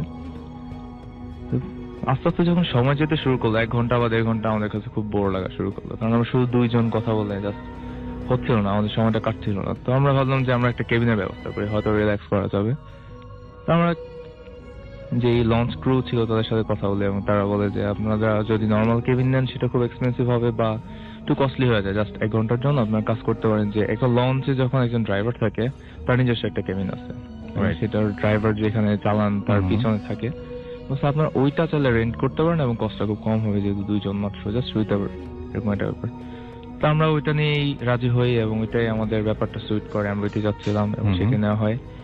তো লঞ্চের ব্যাপারটা যেটা হচ্ছিল রাসেল ভাই, সাধারণত এটা কোনো অকেশনাল টাইম ছিল না, কোনো ঈদ বা কোনো পূজা বা নাথিং, তো একটা ফেড টাইম। ওই সময়ে লঞ্চটা খালি ছিল বলতে গেলে অনেকটা, জাস্ট কিছু বিজনেস ক্লাস মানুষ অথবা কিছু নর্মাল সাধারণ শ্রমিক মানুষ যারা বৃহস্পতিবার রাতে গ্রামে যাচ্ছে, সেখানে আমরাই ছিলাম অনাকাঙ্ক্ষিত ভাবে। এবং আমরা যখন 3 তলায় উঠতেছিলাম সিঁড়ি দিয়ে, আমরা যখন যাচ্ছিলাম, সাধারণত যারা লঞ্চে জার্নি করছেন তারা বুঝতে পারবেন যে 2 পাশে কেবিন গুলো, মাঝখানে একটা করিডোর টাইপের, এবং ওখান দিয়ে হেঁটে যেতে, এবং হেঁটে যাওয়ার পর 2 পাশে যে গ্লাস গুলো সেগুলো একটু রিফ্লেক্ট করে আপনার চেয়ারটা। আমরা হেঁটে যাচ্ছিলাম, আমরা 2 জন যাচ্ছে হেঁটে যাচ্ছে ওই রুমটা কেবিনটার দিকে, তখন মনে হচ্ছে যে আমাদের সাথে অনেকে হেঁটে যেতেছে, চারদিকে আমাদের রিফ্লেকশন গুলো দেখতেছি, এবং খুব ভৌতিক একটা ব্যাপার। আমরা খুব মজা পাচ্ছিলাম সব মিলে, এবং আমরা ওইখানে ওই রুমটা স্টে করি কিছুক্ষণ, তারপরে দেখলাম জিনিসটা খুব বোর্ড হয়ে যাচ্ছে, আমরা আবারও বোর হয়ে যাচ্ছি। তো যেটা সাধারণ সব মানুষই করবে, আমরা আমাদের বোরডম কাটানোর জন্য ভালো নিচে যাই, নিচে চা নাস্তার ব্যবস্থা আছে, আমরা হয়তো চা খেলে কিছু একটা হবে। তো যেই কথা সেই কাজ, আমরা বের হয়ে আমরা নিচে যাই, 3 তলা থেকে 2 তলা, 2 তলা থেকে 1 তলা, এবং গিয়ে ওখানে ক্যান্টিনে চা খাই, দাঁড়ায় কথা বলি। এবং খাওয়ার পরে যে আমরা যেটা বুঝতে পারি, যেটার জন্য আমরা প্রস্তুত ছিলাম না আসলে, আমরা মানি ব্যাগ অথবা মোবাইল কোনো কিছু নিয়ে বের হয়নি, আচ্ছা, কেবিনে তালা মেরে বের হয়ে আসছি। তো তখন তানভীর ভাইকে আমি বললাম, যে আমার কাজিন ছিল আমার সাথে, বললাম যে ভাই তুমি এখানে ওয়েট করো, আমি তাহলে মানে ব্যাগটা নিয়ে আসি। মানে যে কোনো একজনকে তো আলটিমেটলি যেতেই হবে। তো আমি আমার মন মতো জাস্ট কানেকশন লাগায় গান শুনতে শুনতে হাঁটা দিলাম এবং চলে গেলাম। এরপর আস্তে আস্তে আমরা এটা ফেড করা শুরু করছি, এবং এরপরে ব্যাপারটা আমি ক্লিয়ারলি বলতে পারতেছি না, আমার ভাইয়া ওইটা শেয়ার করবে। আচ্ছা, ও যখন আপনার নিচতলা থেকে উপরে চলে গেল 3 তলাতে আনার জন্য, 3 তলায় যখন আনার জন্য চলে গেল, তো আপনার মাঝখানে কিছু টাইম ছিল, তো যে টাইমটা আমার প্রিভিয়াস কিছু আপনার মেমোরিজ ছিল, তো আমি বেসিক্যালি ওই মেমোরিজ গুলোর জন্যই ওই জিনিসগুলো নিয়ে আমি চিন্তা করতেছিলাম। তো মেমোরিজ গুলো হচ্ছে লাইক দ্যাট, আমার লাইফের একটা পার্সন ছিল যে আমার মানে অনেক ইম্পর্টেন্স কেউ ছিল, যার সাথে এখন আমার কোনো কন্টিনিউ নেই। তো ও হয়তো শুনতেছে, ওই জিনিসটা বুঝবে। তো তো আমি বেসিক্যালি ওকে শোনানোর জন্য, কারণ ওর সাথে কোনো কন্ট্যাক্ট নেই, দ্যাটস ওয়াই আমি জিনিসটা শেয়ার করা, তো শুনে আমার কথাগুলো আর ও শুনতেছে, সেটার জন্য ওকে মেনি মেনি থ্যাঙ্কস। তো এখানে এই চিন্তাগুলো করতে করতে ওর সাথে যখন আমি চিন্তা করতেছি ওর কথাগুলো, তখন প্রায় 15-20 মিনিটস চলে যাচ্ছে আমার। তো লাস্ট টাইম একটা সময় বুঝলাম যে আমার প্লাস 20 মিনিটস গন।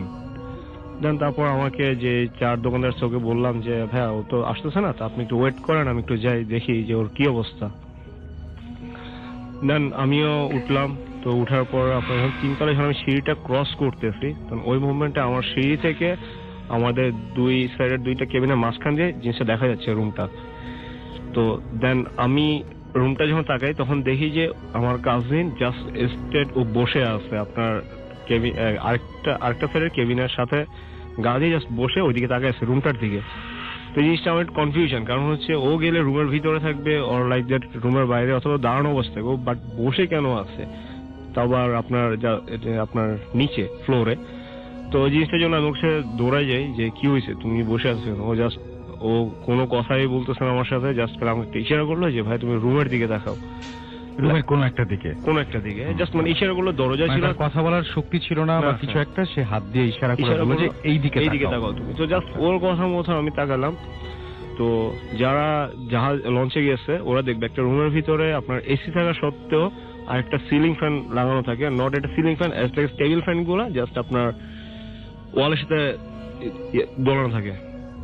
তো দেন আমি ওই দিকটা যখন তাকালাম, তো তাকানোর পরে বেসিক্যালি আমি কনফিউজ যে আমি স্টিল ওটা দেখছি কিনা, বাট আমি দেখছি জিনিসটা হচ্ছে এটা একটা বাচ্চা শিশু যাকে কিনা একটা ওই সিলিং ফ্যান, ওই ফ্যানটার সাথে আপনার ঝুলায় রাখা হয়েছে, একটা পা বেঁধে আর একটা পা হচ্ছে ছাড়া, মানে লাইক দ্যাট হচ্ছে আপনার যারা কখনো বাজারে গিয়েছেন ওরা দেখবেন একটা গরুর রান যেভাবে ঝুলানো থাকে, ঠিক লাইক দ্যাট ওই টাইপের, উল্টো করে ঝুলানো, বাচ্চাটা ছেলেটার মাথাটা হচ্ছে নিচের দিকে আর ওর পাটা হচ্ছে উপরে।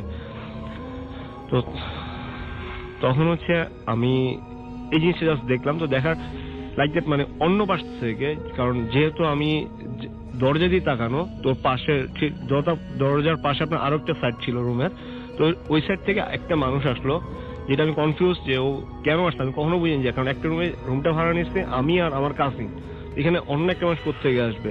দেন উনি আসছে। তো উনি আসার পর দেখলাম যে ছেলেটার আপনার পিঠের দিক থেকে আপনার যেহেতু উল্টো করে ঝুলানো, আপনার উপর থেকে নিচের দিকে ওর যে চামড়াটা আছে গায়ে, ওই চামড়াটা মানে একটা ধারালো কিছু দিয়ে মানে ছুলতেছে, মানে লাইক গরু যখন কোরবানি করার পর যখন চামড়াটা ছুলে ওটা জবাই যাবো লাইক ওই টাইপের ছিল এই জিনিসটা।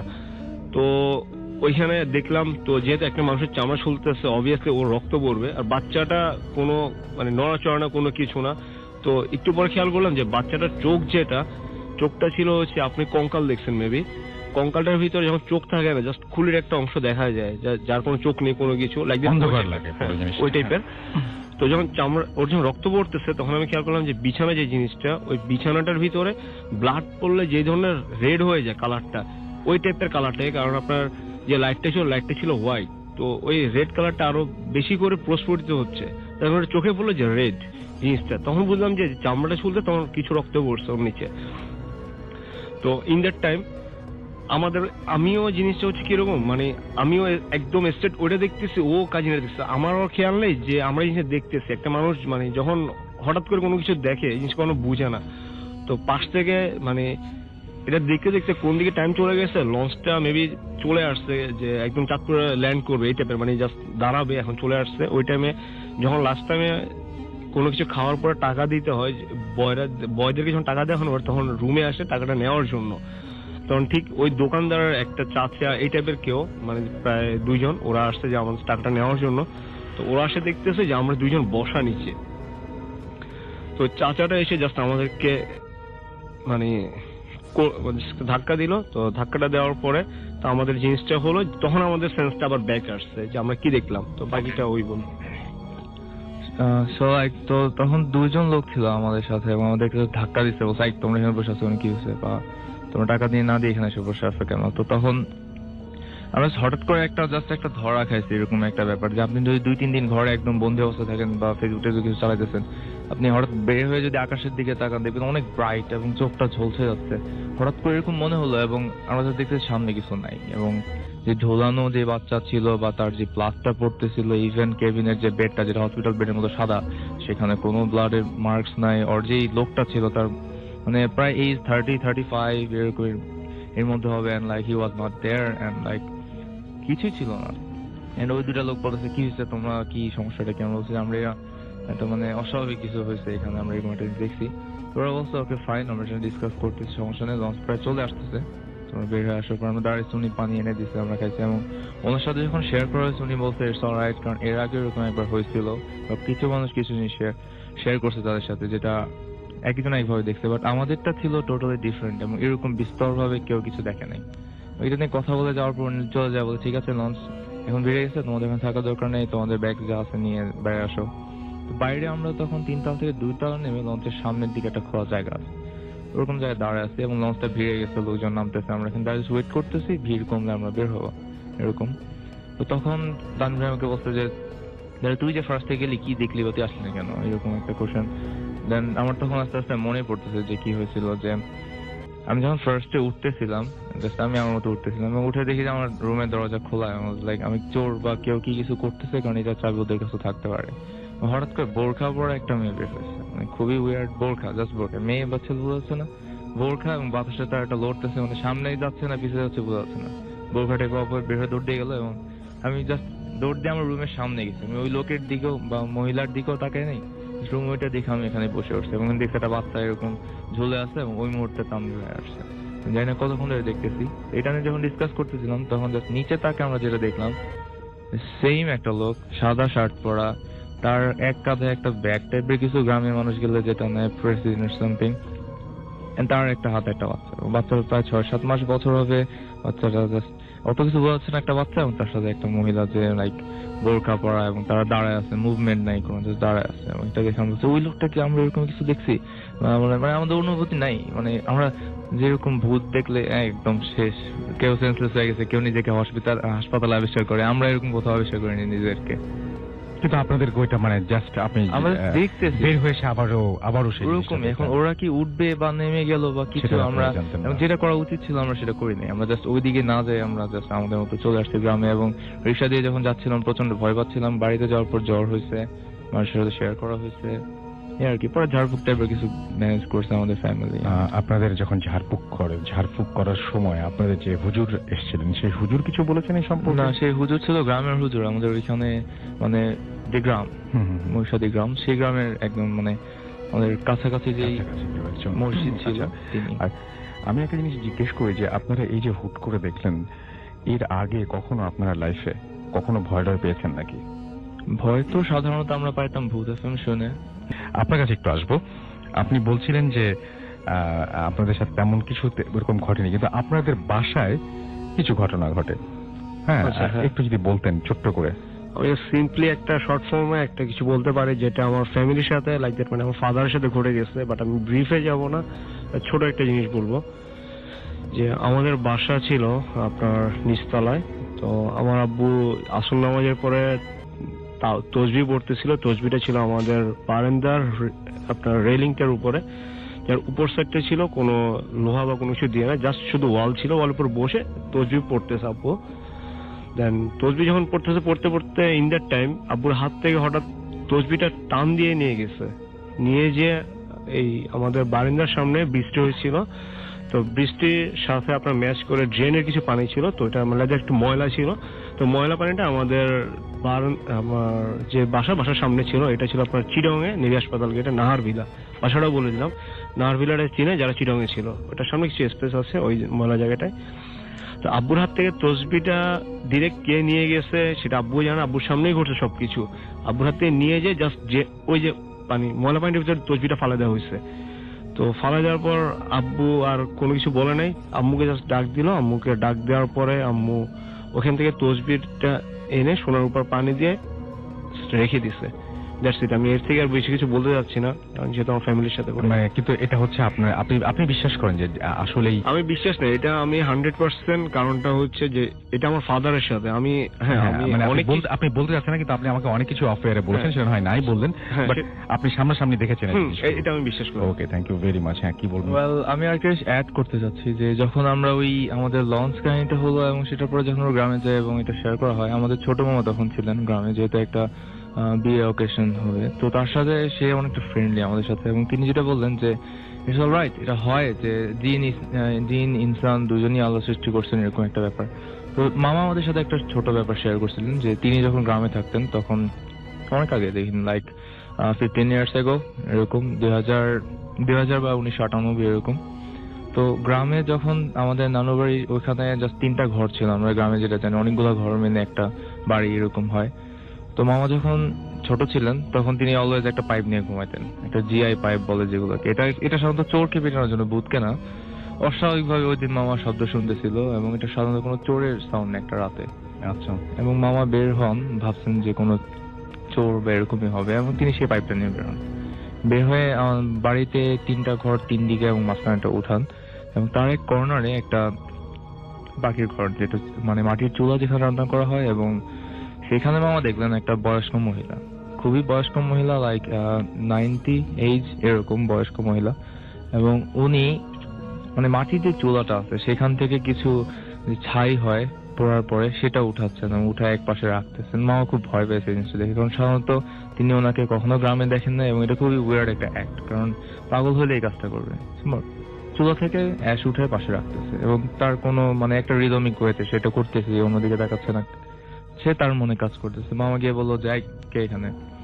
সে বলছে যে এরকম তুই করে বলতেছে যে তুই চলে যা, সমস্যা নাই, আমি এখানে আসছি ঘুরতে। যে তখন মামা এরকম একটা আইডিয়া করছিল যে প্যারানর্মাল কিছু হবে, এবং তিনি বলছিল যে কোত্থেকে আসছিস তুই এখানে, কেন, কে তুই?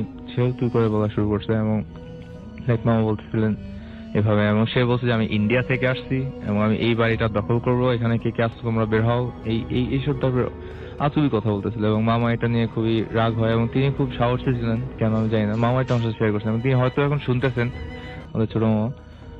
তো এরপর নাকি ওই মহিলা এগুলো বলে পরে গালাগালি করতে করতে চলে গেছে, এবং কোনো অস্বাভাবিক কিছু না, সে উধাও হয়ে যায়নি, কিছুই না। আমাদের আমি জানি না প্যারানর্মাল অ্যাক্টিভিটি গুলো কি আসলে এরকম যে আপনি যখন এক্সপেক্ট করবেন না তখনই হবে, এবং তখনই সাধারণত হয়। হ্যাঁ, যারা এক্সপেরিয়েন্স করেছেন তারা তাই বলেন। ওকে, আসসালামু আলাইকুম, আমি কাজী আবু রায়হান, আমি সৌদি আরবের একজন প্রবাসী, আমার বাড়ি বরিশালের নদীতে। সো আজকে আমি আপনাদের সাথে যে ঘটনাটা শেয়ার করতে যাচ্ছি, সেই ঘটনা আমার সাথে ঘটে যাওয়া একটা ঘটনা। 2013 সালের ঈদের দিন আমার সাথে সর্বপ্রথম ঘটে ঘটনাটা এরকম যে আমি 2013 সালের ঈদের দিন রাত্রবেলা আমাদের কাজ হয়েছে, আমরা ওয়েটারের কাজ করি। সো আমাদের এখানে প্রায় 200 থেকে 300 লোকজনের পার্টি হয় ঈদের দিন রাত্রবেলা। এখানে চা গাওয়া, কফি দেওয়া হয়, তারপর এখানে খানা আসে, সবাই এখানে খানা খায়, চলে যায়। সো আমার মালিক এখানে খুব একটা বড় একটা বিজনেসম্যান, নাম করা একটা সৌদি আরবের বিজনেসম্যান। সো আমি তার নামটা উল্লেখ করতে চাই না, তার বাড়িতে। সো একদিন ঈদের দিন রাত্রবেলা, 2013 সালের ঈদের দিন রাত্রবেলা আমি দেখতেছি কর্নার এক সৌদি বসে আছে, খুব ভালো জামা কাপড় গায়ে দেওয়া।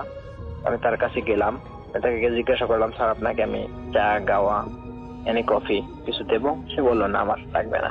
সো আমি এরকম আধা ঘন্টা 1 ঘন্টা পর আবার গিয়ে জিজ্ঞাসা করলাম, স্যার লাগবে কিনা কিছু? বললো না। এরকম 2-3 বার জিজ্ঞাসা করলাম। তো এক সময় সে আমাকে ডাক দিল, নাম, সে আমাকে জিজ্ঞাসা করলো তোমার নাম কি? আমি বললাম আমার নাম রায়হান। সো সে আমাকে বললো যে তুমি আমার বড় ভাইয়ের নাম নিয়ে বললো, তুমি কমকের ভাই? আমি বললাম। বললো ভালো। তারপর বললাম একটা কাজ দেবো, করতে পারবা? আমি বললাম হ্যাঁ বলেন। সে বললো যে ওইখানে একটা লোক আছে, তার নাম শেখ সালাম, তুমি জানো? আমি বললাম হ্যাঁ আমি জানি তাকে। বললো যাও গিয়ে তাকে সালাম দাও, বলবা যে আমাকে সালাম দিচ্ছে। আমি বললাম আচ্ছা ঠিক আছে, কিন্তু আপনি জান, আপনি সালাম দিলে তো ভালো হয়। বলতেছে না, তুমি গিয়ে সালাম দাও, তাতেই হবে। আমি বললাম আপনি গেলে ভালো, এই কথা বলবো, কিন্তু সে আমার দিকে তাকায়, তার চোখ দেখে আমি ভয় পাইলাম। তার চোখটা ছিল খুবই লাল, স্বাভাবিকের তুলনায় একটু বড়। যাই হোক, সে আমাকে কথা বললাম। আমি বললাম আপনার নামটা কি? সে বললো সুলেমান বিন খালিদ। আমি বললাম ওকে। আমি গিয়ে তার চাচাকে কথাটা বললাম, সালাম দিলাম।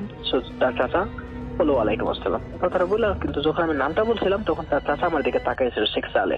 যাই হোক, ঘটনা চলে গেল। তার থেকে 2.5 মাস পর সেম ঘটনা, সে আমাকে এরকম বললো সালাম দিতে, আমি তার চাচাকে গিয়ে সালাম দিলাম। সে তার চাচা আমার দিকে তাকাইছিল শুধু, কিন্তু কিছু বলে নাই। 2013 সালে সেম ঘটনা, ঈদের দিন কোরবানির দিন একই ঘটনা। তো 2015 সালে এবছরের ঈদের দিন ঈদের রাত্রবেলা ওই দেখে আমি সেই কর্নারে বসে আছি, আমি তাকে গেছে আগর দিন বললাম যে এবুকে না, সে বললো না আমার কিছু দরকার নেই, থ্যাংক ইউ, মানে আরবিতে বললো। আমি তাকে যাই হোক আমি তাকে বললাম যে আমি যেহেতু এতদিন যাবো তার সাথে পরিচয়, তো আমি তাকে জিজ্ঞাসা করলাম আপনাকে আমি শুধু ঈদের দিনে দেখি, কোরবানির দিনে দেখি, অন্যান্য পার্টিতে আসেন না কেন? সে বলে আমি এমনিতে আসি না। তারপর আমি জিজ্ঞাসা করলাম আপনি চা কফি কিছুই খান না, কাউকে সালাম দেন না, খাবার খান না, চলে যান শুধু কেন? সে বলে আমার ভালো লাগে না। আমি বললাম ওকে, কথা বলে চলে গেলাম। সো ওই দিনকে রাতে সালাম দিতে বললো, আমি তার চাচাকে গিয়ে সালাম দিলাম, ওই নাম বললাম যে সুলাইমান বিন খালিদ আপনাকে সালাম দিচ্ছি। সে সালামের উত্তর দিয়ে বললো যে তুমি কাল সকালে আমার সাথে একটু দেখা করে, তোমার সাথে কথা আছে। আমি বললাম ওকে ঠিক আছে। সো গেল ঘটনা। পরের দিন সকালে আমি তার সাথে দেখা করতে গেলাম। সো দেখে যে সে হসপিটালে প্রায় 3 থেকে 4 দিন, 3 দিন পরে, 3 দিন আর 4 দিন, 3 দিনই হবে, 3 দিন সে হসপিটালে ভর্তি ছিল। 3 দিন পরে সে আসলো, আমি তার সাথে দেখা করতে গেলাম। তারপর সে বললো রাহান তোমাকে কে সালাম দিতে বলতো প্রতি ঈদে? আমি বললাম যে অমুক লোকে। তবে তুমি তাকে দেখছো? আমি বললাম হ্যাঁ, না দেখলে সে সালাম দিল কিভাবে? সে বলতো তাকে দেখতে কেমন? আমি তার চেহারার বর্ণনা দিলাম, এরকম এরকম দেখতে। তারপর যে তার গালে ডাইন সাইডে কানের কাছে একটা তিলা আছে বড়, এরকম বসে বর্ণনা দিলাম। পরে বললাম হ্যাঁ ঠিক আছে। তারপর বললো তুমি জানো সে কে? আমি বললাম না।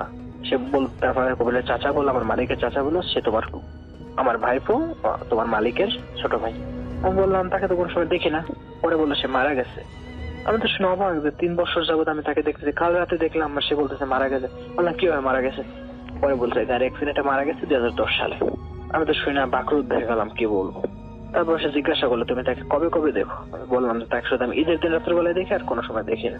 পরে বললো ওকে, কারণ আমাদের এখানে ঈদের দিন যখন পার্টি হয় না, আমাদের মানে মালিকের গোষ্ঠীতে যত মানুষ আছে সবাই ঈদের দিনই পার্টিতে আমাদের এখানে আসে। প্রায় 200-300 মানুষ পুরুষ লোক আসে, মহিলাদের পার্টি আলাদা হয়। যাই হোক, পরে বললো যে সে নেক্সট টাইম যখন তুমি যদি আগামী কোরবানিতে দেখতে পাও, যেহেতু তুমি ঈদ কোরবানিতে দেখতে পাও তাকে, যদি আগামী কোরবানিতে দেখতে পাও তাহলে তাকে জিজ্ঞাসা করো সে অ্যাকচুয়ালি সে কিসের জন্য আসে, তার কিছু লাগবে নাকি, কিসের জন্য আসে তুমি জিজ্ঞাসা করো। আমি বললাম ওকে ঠিক আছে, নো প্রবলেম, আসলে আমি জিজ্ঞাসা করবো। তারপরে বললো তুমি ঘটনা কারোর সাথে শেয়ার করো না, অন্তত এখানে যারা থাকে কারোর কাছে বললো না। আসলে আমি আপনাদের বুথের ফ্যামিলির একটা বহুত বড় ফ্যান, তো এই কারণে আমি চিন্তা ভাবনা করলাম, আমার নিজের একটা এক্সপিরিয়েন্স ছিল, আমি আপনাদের সাথে শেয়ার করলাম। ওকে রাসেল ভাই, ভালো থাকবেন, আল্লাহ হাফেজ। আমরা চলে যাব আমাদের পরবর্তী অতিথির কাছে। আপনার নামটা একটু প্লিজ বলবেন। আরেকবার বলতে হবে প্লিজ, একটু কাইন্ডলি আরেকবার প্লিজ। আমার নাম সাদমান শিব্বির আশা। আসসালামু আলাইকুম রাসেল ভাই এবং আসসালামু আলাইকুম লিসনার্স। ওয়ালাইকুম সালাম। আপনার বাবাও সঙ্গে আছেন। আমরা ঘটনায় চলে যাই, টাইম যেহেতু খুব তাড়াতাড়ি দৌড়াচ্ছে। জি আচ্ছা রাসেল ভাই, তো ঘটনাটা হচ্ছে অ্যাকচুয়ালি আমার বাবাকে নিয়ে এবং আমার বাবার একজন বড় ভাইয়া আমার কামরুল চাচা ওনাকে নিয়ে। তো ঘটনাটা হচ্ছে আমার আব্বু যখন ছোট ছিল, ক্লাস বলতে গেলে প্রাইমারি থেকে জাস্ট জুনিয়রে উঠেছে ওরকম একটা টাইম। ইয়ারটা হচ্ছে 1983-84 এরকম টাইম। তো কামরুল চাচা যিনি, উনি আব্বুর থেকে 1-2 বছর বড় ছিল, মানে বলতে গেলে পিঠাপিঠি ভাই যা বলা হয় আর কি। তো কামরুল চাচা অনেক ব্রিলিয়ান্ট স্টুডেন্ট ছিলেন, কিন্তু ওনার একটা সমস্যা ছিলেন যে উনি অনেক অসুস্থ থাকতেন। অসুস্থ থাকার ফলে তো ওনার মাঝে মাঝে ইয়ার মিস যেত, ক্লাসে এক্সাম মিস যেত। এই জন্য একটা পর্যায়ে দেখা গিয়েছে যে আমার আব্বু আর কামরুল চাচা একই ক্লাসে পড়তেন। তো ওনাদের মাঝে রিলেশনটা অনেক ভালো ছিল, পিঠাপিঠি ভাই সব কাজ একসাথেই করতেন। তো কামরুল চাচার আরেকটা হ্যাবিট ছিল, ওনার মাছ ধরার প্রতি অনেক নেশা ছিলেন। তো উনি মাছ প্রচুর ধরতেন। তো ঘটনা হচ্ছে একদিন এরকম, একদিন বর্ষাকালে বৃষ্টি হয়েছে। তো আমাদের গ্রামের বাড়ি হচ্ছে ময়মনসিংহ জেলার গফরগাঁওতে। তো গফরগাঁওতে তো জানেন ব্রহ্মপুত্র নদী আছে। তো বৃষ্টির সময় ব্রহ্মপুত্রের কিছু ব্রাঞ্চেস এসে, শাখা এসে খাল বিল গুলা ভরে যায়, তখন মাছ প্রচুর পাওয়া যায়। তো একদিন মাছ ধরতে যায়। তো কামরুল চাচা ওই দিন মাছ অনেক ভালো পায়, কিন্তু বাসায় আসার পরেই হঠাৎ করে অসুস্থ হয়ে যায়। তো সবাই আগে থেকে জানতো যে কামরুল চাচা বেশিরভাগ সময় অসুস্থ থাকেন। তো ভাবলো যে এবারও গতানুগতিক ভাবে অসুস্থ হয়েছে, তো ডাক্তার দেখালো। কিন্তু কয়েকদিন চলে যে অসুখটা সারছে না, বরঞ্চ আরো বৃদ্ধি পাচ্ছে, আরো বেশি হচ্ছে। তো অনেক চিকিৎসা করার পরে ওনাকে ঢাকা পিজি হসপিটাল নিয়ে যায়। তো ওখানে নেওয়ার পরে ওনার সাথে অনেক ট্রিটমেন্ট করার পরে কয়েকদিন পরে ওনার যে অসুখটা ধরা পড়লো ওটা ছিল অ্যাকচুয়ালি ব্লাড ক্যান্সার। তো ওখান থেকে অ্যাকচুয়ালি স্যাডলি কামরুল কাকা ব্যাক করতে পারেনি।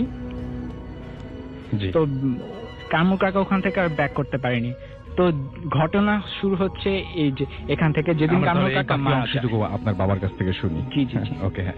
আচ্ছা, যেহেতু উনি শুরু করেছিলেন আপনার ছেলেই, একটু এগিয়ে আসতে হবে মাইক্রোফোনের কাছাকাছি এবং প্লিজ বাকি অংশটুকু তারপরে কি হলো? হ্যাঁ, ওই সময় আসলে আমার আম্মু আমার আব্বু বিজি হাসপাতাল থেকে ট্রিটমেন্ট করে, তো 20-25 দিন থাকার পরে তো মারা গেল এবং যথারীতি গফরগাঁও নিয়ে আসলো।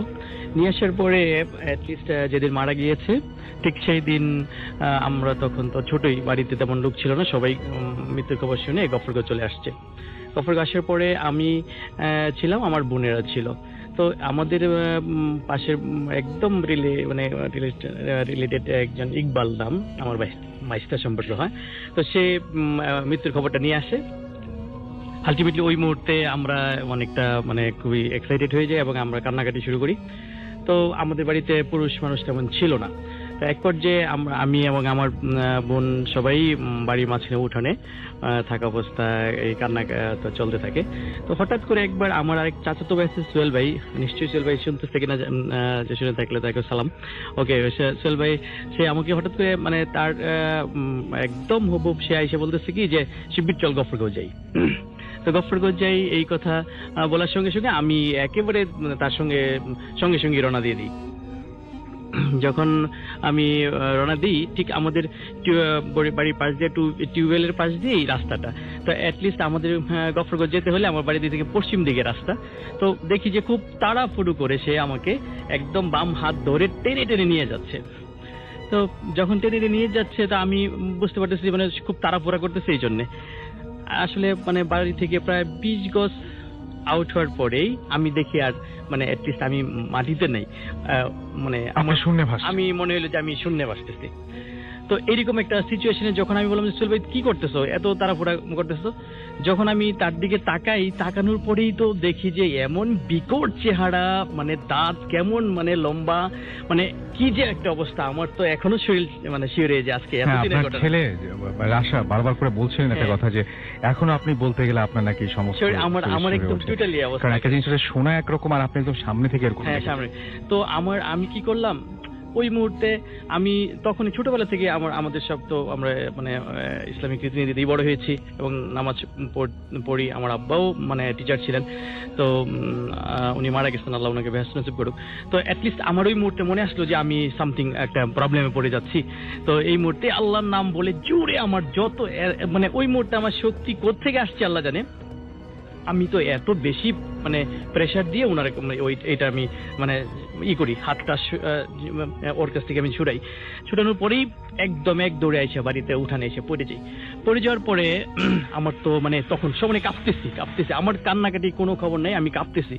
কাপড় এক পর্যায়ে আমার সবার ছোট চাচা, আমার চাচা, হ্যাঁ, উনি এখন জীবিত আছেন, লতিফ চাচা, উনি আইসা আমাকে জিজ্ঞেস করতেছে কি হয়েছে, কি ব্যাপার। আমি তো তখনই চাচারে বললাম চাচা এই কাহিনী হয়েছে, এই ডিটেলস। তারপরে তো উনি আমাকে নিয়ে একদম জড়ায় বৈশা ছিল। তারপরে তো আমার ভাই ওনাকে নিয়ে আসলো, নিয়ে আসার পরে অ্যাটলিস্ট দাফনের কাজকাম সব শেষ করলো, আব্বাকে ঘটনা বললাম। পরবর্তী সময় আমি যে জিনিসটা ফিল করেছি, কখনো আমি একা হাঁটতে পারতাম না। একা যখনই হেঁটেছি, স্কুল থেকে আসছি বা কোথাও গিয়েছি, আমার সবসময় মনে হইতো যে আমার পেছনে কে যেন হাঁটতেছে, ফলো করছে, হাঁটতেছে। তো এইটা অনেক দিন থেকেছে। তারপরে মাঝে মধ্যে আমি স্বপ্নে ঘুমের স্বপ্নে দেখতাম যে অ্যাটলিস্ট আমাকে তাড়া করছে।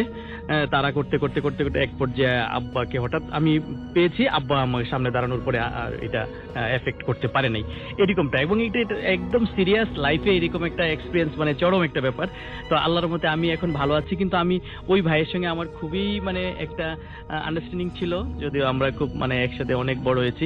কিন্তু আমি মাঝে মধ্যে স্বপ্নে দেখি যে ওই ভাই, আমি আবার দুই ভাই একসাথে আমরা কোথাও মার্চ করতেছি এখনো, হ্যাঁ। এবং আমি মনে করি, আমি অনেক প্রাউড ফিল করি যে ভাই তোমাকে পেয়ে গেছি, আমি অনেক শক্তি ফিল করি, আমরা বিজনেস ভালো করব, আরো অনেক জায়গায় আমরা ড্রাইভ দিব, অনেক কিছু করব, এরকম একটা পর্যায়ে স্বপ্নে দেখি। পরে হঠাৎ করে স্বপ্ন ভাঙে যাওয়ার পরে আমার মনটা অনেক খারাপ হয়। ওকে, At least আমি থ্যাংক ইউ ভেরি মাচ। আমরা চলে যাচ্ছি আমাদের অতিথির কাছে। আপনার নামটা একটু প্লিজ বলবেন, একটু কাছে এগিয়ে এসে তারপরে আপনি বলেন। আপনার নামটা একটু বলবেন, তারপর আপনার ঘটনা শুনবো আমরা। হাই গাইস, আমি মোহাম্মদ শানুর রহমান সোহান, মিরপুর 14 নম্বর থেকে এসেছি। তো আমার সাথে যে ঘটনাটি হয় সেটা আমাদের মিরপুরের একটি পুরনো একটি বাড়িতে। তো আমি সরাসরি আমার ঘটনা চলে যাচ্ছি রাসেল ভাই। তো আমার যে বন্ধুর বাড়িতে আমার সাথে যে ঘটনাটি ঘটছে সেটা হচ্ছে আমি মিরপুরে একটা জায়গায়, আমি যে কোনো কারণবশত আমি জায়গাটার নাম বলতে পারছি না। তো আমার ফ্রেন্ডের বাড়ি রীতিমতো যখন ফ্রেন্ডের বাড়িতে যখন আর কি আপনার কাজ কমপ্লিট হয়ে যাবে, ঠিক এরকম একটা সময় আমার ফ্রেন্ডের বাবা মা কোনো একটা তাদের পারিবারিক কারণে তাদের গ্রামের বাড়ি তাদের যেতে হয়। তো আমার ফ্রেন্ড একা থাকতে ভয় পাবে এটা ভেবে আমাকে কল করলো যে সোহানা এরকম আমার বাসায় আমাকে একা থাকতে হবে রাতে, তো তুই আয়। তো আমি আমার ফ্রেন্ডের সাথে তার বাসায় থাকার জন্য রাতে আমার ফ্রেন্ডের সাথে গেলাম। তো যাওয়ার পরে দোতলা, আমরা আর কি দোতলায় ছিলাম আর কি। তো আমরা দোতলায় আর কি রুমে আমরা বিছনার মতো করে আমরা আর কি সবাই একসাথে বসে আমরা আর কি গল্প করতেছিলাম। তো গল্প করতে করতে প্রায় রাত্র 1-2টা বেজে যায়। হঠাৎ করে আর কি আমার চোখ ফ্লোরের দিকে পড়ে। তো একটা জিনিস আমি খেয়াল করলাম, নর্মালি ছেলেদের মাথার চুল যত বড় হোক বাট এত বড় হবে না। ফ্লোরের বিভিন্ন জায়গায় মেয়েদের মাথার চুলের মতো ছড়ানো ছিটানো এবং সংখ্যা সেটা বেশি না, খুবই কম, কিন্তু অনেক বড় বড় চুল। তো আমরা নর্মালি জিনিসটা ভাবছি হয়তো বা জানলা খোলা ছিল, বাতাসে হয়তো বা উড়ে আসতে পারে বা যে কোনো কারণে হয়তো বা রুমের ভিতরে চুল থাকতে পারে। তো আমরা পুরো রুমটা সুন্দরভাবে ঝাড়ু দিয়ে আমরা জিনিসটা নর্মালি ভেবে আমরা রাতের খাবার জন্য আমরা নিচে চলে যাই। তো নিচে আমরা রেস্টুরেন্ট থেকে আমরা রাতের ডিনার কমপ্লিট করে আমরা বাসায় ব্যাক করি। তো রাসেল ভাই, আমি আরেকটু কথা বলতে ভুলে গেছিলাম যে আমার বন্ধুর বাবা এই জমিটা যার কাছ থেকে কিনেছে তাদের মুখে নাকি শুনছে যে জমিটা অনেক বছর আগে যুদ্ধের কিছু বছর পর সেই জায়গাটা নাকি একটা পারিবারিক একটা কবরস্থান ছিল। তো কোনো একটা কারণে তাদের পরিবারের একে একে সবাই মারা যাওয়ায় ওই জমিটা এরকম কোনো মালিক ছিল না, জমিটা এরকম নিষ্পত্তি হয়ে যায়। তো ওই জমিটা আমার ফ্রেন্ডের বাবা তার কাছ থেকে খুব অল্প দামে পাওয়ায় আমার ফ্রেন্ডের বাবা তার কাছ থেকে জমিটা কিনে। তো এই কারণে আপনার আর কি আমি আর কি আমার ফ্রেন্ডের কাছ থেকে আর কি এই জিনিসটা আর কি জানতে পারলাম। এখানে আমি ঘটনার মাঝখানে কথাটুকু আর কি বললাম। তো যাই হোক, আমি সরাসরি ঘটনা চলে যাচ্ছি। তো তারপরে আমরা আমাদের ঘরে ঢুকে আমি লাইট অন করে যখন আমার চোখটা যখন আবার ফ্লোরে পড়লো, তখন আমি জিনিসটা দেখলাম যে আগের থেকেও পরিমাণে বেশি অনেক বড় বড় মেয়েদের মাথার চুল বিভিন্ন জায়গায় ছড়ানো ছিটানো আছে। তো আমি জিনিসটা ভাবলাম যে কি ব্যাপার, আমি তো সম্পূর্ণ রুম লকড করে সম্পূর্ণ রুম ঝাড়ু দেওয়া সুন্দরভাবে আমি চলে গেলাম, এই চুলগুলো এখন কোথা থেকে আসলো? তো আমি আমার ফ্রেন্ডকে জিনিসটা দেখালাম। আমার ফ্রেন্ডও জিনিসটা বললো যে হ্যাঁ, আমিও জিনিসটা খেয়াল করছি, কিন্তু আমি আসলে তোকে কিছু বলি নাই, হয়তোবা তুই জিনিসটা দেখে বিভ্রান্ত হইতে পারো। তো প্রথম দিন এটা ছিল প্রথম দিনের স্টোরি। তো প্রথম দিন যাক এইটুকু ঘটনা ছিল। দ্বিতীয় দিনের ঘটনা বলছি। দ্বিতীয় দিন ঠিক রাত্র 1টা কি 2টার দিকে, তো আমি বাথরুমে যাব, সেই জন্য আমি ঘুমের থেকে বিছানা থেকে নিচে দাঁড়াই আর কি। তো আমি আর কি শুনতে পাচ্ছি যে পাকঘরের থেকে হয়তোবা কোনো আওয়াজ আসতেছে। তো আমি হয়তোবা ভাবলাম যে বাইরে হয়তোবা হালকা হালকা বৃষ্টি হচ্ছে, তো হয়তোবা জানলা খোলা, এই কারণে হয়তোবা আওয়াজটা আছে। তো আমি চেক করার জন্য আমি পাকঘরের দিকে আগাই। তো আমি কিচেনে যাওয়ার পরে আমি জিনিসটা দেখলাম যে কিচেনের জানলা সম্পূর্ণ অফ করা, কিন্তু কিচেন থেকে আমি জাস্ট রিয়েলাইজ করতে পারতেছি যে এক ধরনের একটা ফিলিংস, মানে আমি কেউ এখানে উপস্থিত এরকম একটা অস্তিত্ব আমি আমার নিজের কাছে মনে হইলো যে আমি ছাড়া এখানে অন্য কেউ আছে। তো যাই হোক, আমি লাইটটা অন করি। লাইটটা অন করে সবকিছু চেক করে দেখা আমি জাস্ট লাইটটা অফ করে আমি ব্যাক করে আমি রুমের দিকে যাব। ঠিক আমি 1 স্টেপ 2 স্টেপ ফালানোর পরেই আমার নিজের হাতে বন্ধ করা লাইট হঠাৎ করে আমার দেখলাম লাইটটা অন হয়ে গেল। তো আমি জাস্ট 1 সেকেন্ড পিছে ঘুরে তাকায় আমি খুব ভয় পেয়ে আমি এক দৌড় দিয়ে আমি আমার রুমে চলে আসি।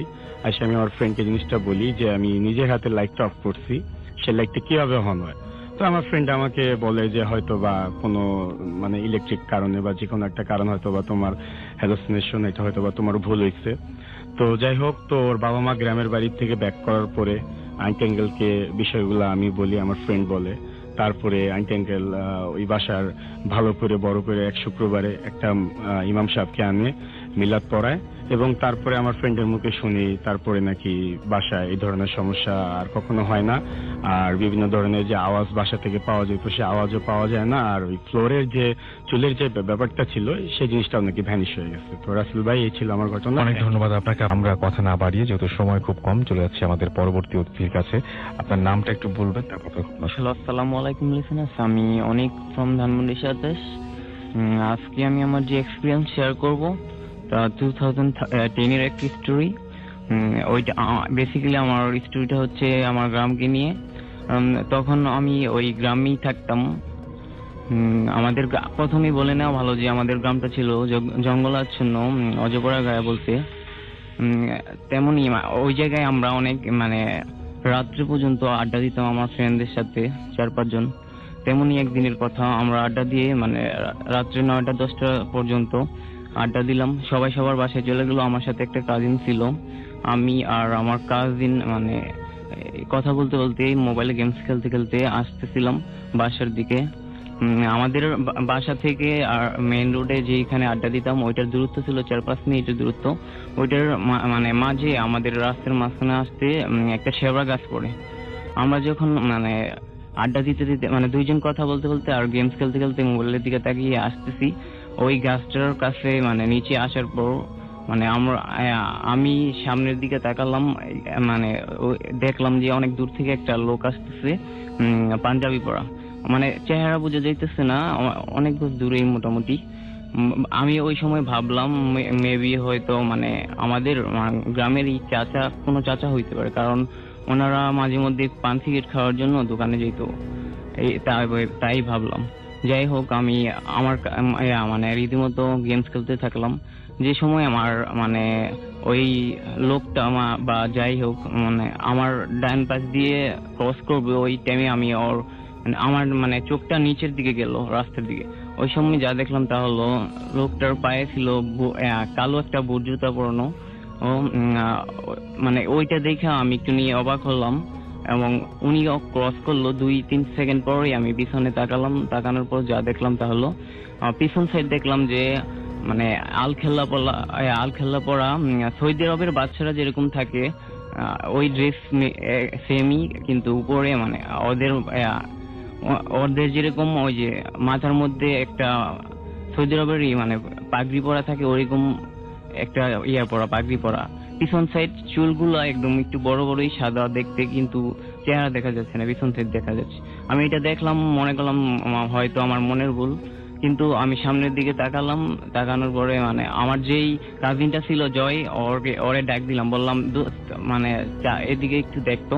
ও তাকালো, তাকানোর পর দেখলো কই কিছু তো নাই। আমি সাথে সাথে ওর পর আমি তাকালাম, দেখলাম আমি ঠিকই দেখছি কিন্তু ও দেখছে না। ওকে আরেকবার ভালো মতো ডাক দিলাম, ও ভালো মতো মানে নিচ্ছে না ব্যাপারটা। ও তাকালোর পর দেখলো যে মানে আসলেই মানে লোকটা অনেক লম্বা আমাদের থেকে, মানে সাধারণত মানুষ যেরকম হয়ে থাকে। আমরা বুঝতে পেরেছি যে যেহেতু অন্য দেশের একজন লোক আপনারা দেখলেন, তারপরে কি হলো? হ্যাঁ, দেখলাম, দেখার পর উনি একটু দ্রুত হেঁটে যাচ্ছে। আমরা ভাবলাম যে এটা কি আজকে আমরা দেখবো, এজন্য আমরা একটু ওনার পিছনে গেলাম। কিন্তু একটা মোড় ছিল, মোড়ের ওইখানে যাওয়ার পরে মানে ওই লোকটা মানে দ্রুত হাঁটা শুরু করলো। তো আমরা যাওয়ার পর আর দেখতে পেলাম না, মানে উনি ভেনিশ হয়ে গেল। যাই হোক, মানে পরের দিন আমরা ভাবছি হয়তো যে আমাদের এলাকায় ওই বছরই অনেকেই হজে যাইতো, ওই ভাবছি হয়তো হজে থেকে আসছে বা এই ড্রেস নিয়ে আসছে, নামাজে এগুলো পরে আসতো জুম্মাতে, ওনারা কেউ হইতে পারে। আমরা সবার মানে যারা ওই হজে গেছে ওদের সবার বাসায় খবর নিলাম যে উনি ওই দিনে ওই বাড়িতে ছিল কিনা। পরে দেখি মানে শুনলাম যে না, উনি কোনো রাত্রে ড্রেস পরে বের হয় নাই, এরকম ঘটনাটা। আসলে এই ঘটনাটা এটার সাথে আরেকটা মিন আছে যে মানে আমরা হয় পরে শুনবো। আমরা একটা ছোট বিরতি, আমাদের আরো একজন গেস্ট আছে, আমরা তার কাছে চলে যাই। আপনার নামটা বলে আপনার ঘটনাটা বলুন প্লিজ। হ্যালো লিসেনার্স, আমি অর্ণব ইসলাম সৈকত। জিগাতলা থেকে আসছি। আচ্ছা। তো আমার যে ঘটনাটা ভাইয়া, এটা পটুয়াখালী জেলার আপনার বাইজিত গ্রামে, ওই জায়গাটার নাম হচ্ছে দেবগড় বলে চিনে সবাই। সো ঘটনাটা একটা বেসিক্যালি একটা বটগাছকে ঘিরে। সো আমি ওইখানে বেশ কিছুদিন আগে ঘুরতে যাই। সো ঘুরতে যাওয়ার পরে আমি বটগাছের ওখানে ঘুরতে যাই। যাওয়ার পরে একটা মানে অদ্ভুত টাইপের একটা জিনিস দেখি বটগাছটাতে। সো বটগাছটাতে সবাই আর কি মানত করে। আপনি বলছিলেন বেশ ফুটো জায়গা আছে, আমি বলতেছি ওইটা ওই বটগাছটাতে মানত করে। এন্ড মানতের যে জিনিসগুলো আছে এগুলো আপনার ওইখানে বটগাছের চারপাশ দিয়ে পকেট করে ফুটা করে দেয়া আছে। সো ওই ফুটাগুলোর মধ্যে দেয়। আর প্রতি শুক্রবারে যে জিনিসগুলো জমা হয়, বাট জিনিসগুলা এন্ড যে টাকাগুলা জমা হয় ওগুলা সব বের করে আপনার ফকির মিসকিনকে ওখানে রান্না করে খাওয়ানো হয়। সো আমি পডকাস্টের কথা জিজ্ঞেস করি এটা মানে কিভাবে কি হলো। সো ওরা বলে যে এটা যে 8 থেকে 9 বছর আগেও নাকি বটগাছটা এখানে ছিল না, ওইখানে নদী ভাঙ্গনের মতো অবস্থা ছিল। বটগাছটা কোথা থেকে আসছে বা কিভাবে আসছে কেউ জানে না। সো আমি ভাবি যে এটা হয়তো আজগুবি হবে। তো আমি ওদের সাথে এই বটগাছ নিয়ে ফান শুরু করে দিই যে এটা কি, তোদের গ্রামের লোকজন এগুলো কি করে। তো আমি মানে ওরা আমারে বলে যে এইসব বলিস না, তোর ক্ষতি হতে পারে। আমার যে ফ্রেন্ড থাকে রাশিদ, ও আমাকে তারা সবাই খুবই মানে জিনিসটা। সো আমাকে এইভাবে বলে। তো ওরা এক পর্যায়ে আমি অনেক বেশি ফান করাতে ওরা আমাকে চ্যালেঞ্জ করে যে যদি এমনটাই হয় তাহলে তুই একটা কাজ কর, ওইখান থেকে যে কোনো একটা জিনিস ওই গর্ত থেকে আমাদেরকে এনে দেখা। তো আমি প্রথমত যেতে রাজি হই না, যে আমি বলি যে আমি কেন যাবো। তো পরবর্তীতে ওরা ফানটা একটু মানে অনেক বেশি করে ফেলে। তো আমি আর মানে ওখানে থাকতে না পেরে আমি চলে যাই যে দেখি কি নিয়ে আসবো, কি হয় পরে দেখা যাবে। তো আমি যাই, নর্মালি যাই। বাট যাওয়ার সময় বেশি দূরের পথ না, 5 থেকে 7 মিনিট হাঁটলে ওদের বাসা থেকে বটগাছটা ওখানে যাওয়া যায়। তো আমি যাচ্ছি, যেহেতু বেশ বিদ্যুতের অন্ধকার টাইপ হয়ে গেছে। তো আমি মোবাইলে আলোটা জ্বালিয়ে ওখানে যাচ্ছি। তো যাওয়ার পথে কোনো প্রবলেম হয় না। সো আমি ভাবি যে হয়তো বা কোনো প্রবলেম হবে না। তো আমি যাই, যাওয়ার পরে ওই বটগাছটা পাড় দিয়ে আছে ইট দিয়ে। সো আমি পাড়ের উপর উঠে যখন হাত দিতে যাব তখন একটু ভয় করছে যে যদি গর্তগুলোর মধ্যে কোনো সাপ বা অন্য পোকামাকড় টাইপ কিছু থাকে। তো আমি হঠাৎ করে এটা চিন্তা করতে করতে একসময় ভাবি যে যদি কিছু না নিয়ে যাই তো ওরা তো আরো বেশি এটা নিয়ে ফান করবে। তো আমি মানে কোনো কিছু মনে না করে চোখ বন্ধ করে হাত দিয়ে দিই। দেওয়ার পরে অনেক দেখি ভিতরে অনেক কিছুই, বাট আমার হাতের মধ্যে একটা কয়েন চলে আসে। ওটা হচ্ছে আপনি বের করার পরে ফোনের লাইট দিয়েই দেখি। দেখার পরে আমি জিনিসটা দেখি যে 1 টাকার কয়েন, যে অনেক আগে লাল একগুলা কয়েন ছিল না 1 টাকার সোনালী কালারে।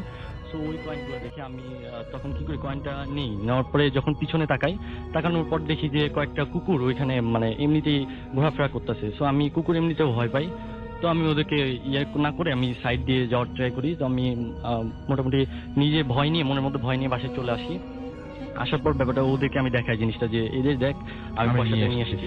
তারপর কি সমস্যা শুরু হয়েছিল? হ্যাঁ, তারপরে ভাই সমস্যাটা শুরু হয়। আমি সেদিন রাত ওরা আমাকে বলে যে ঠিক আছে তুমি যখন নিয়ে আসছো তো তুমি একটা কাজ করো, এটা তোমার কাছে 7 দিন রেখে দাও। তুমি যদি 7 দিন রাখতে পারো তাহলে তোমরা আমাকে যেটা মানে তুমি আমার কাছে যেটা চাবা আমি ওইটাই করবো, ওইটাই দেবো বা তোমাকে।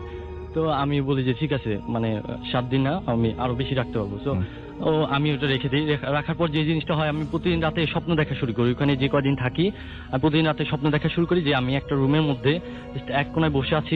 রুমটার আর কি কোনো মানে দরজা ছিল না, জাস্ট একটা জানালা, আমার মানে ফ্রন্টে একদম সামনে একটা জানালা।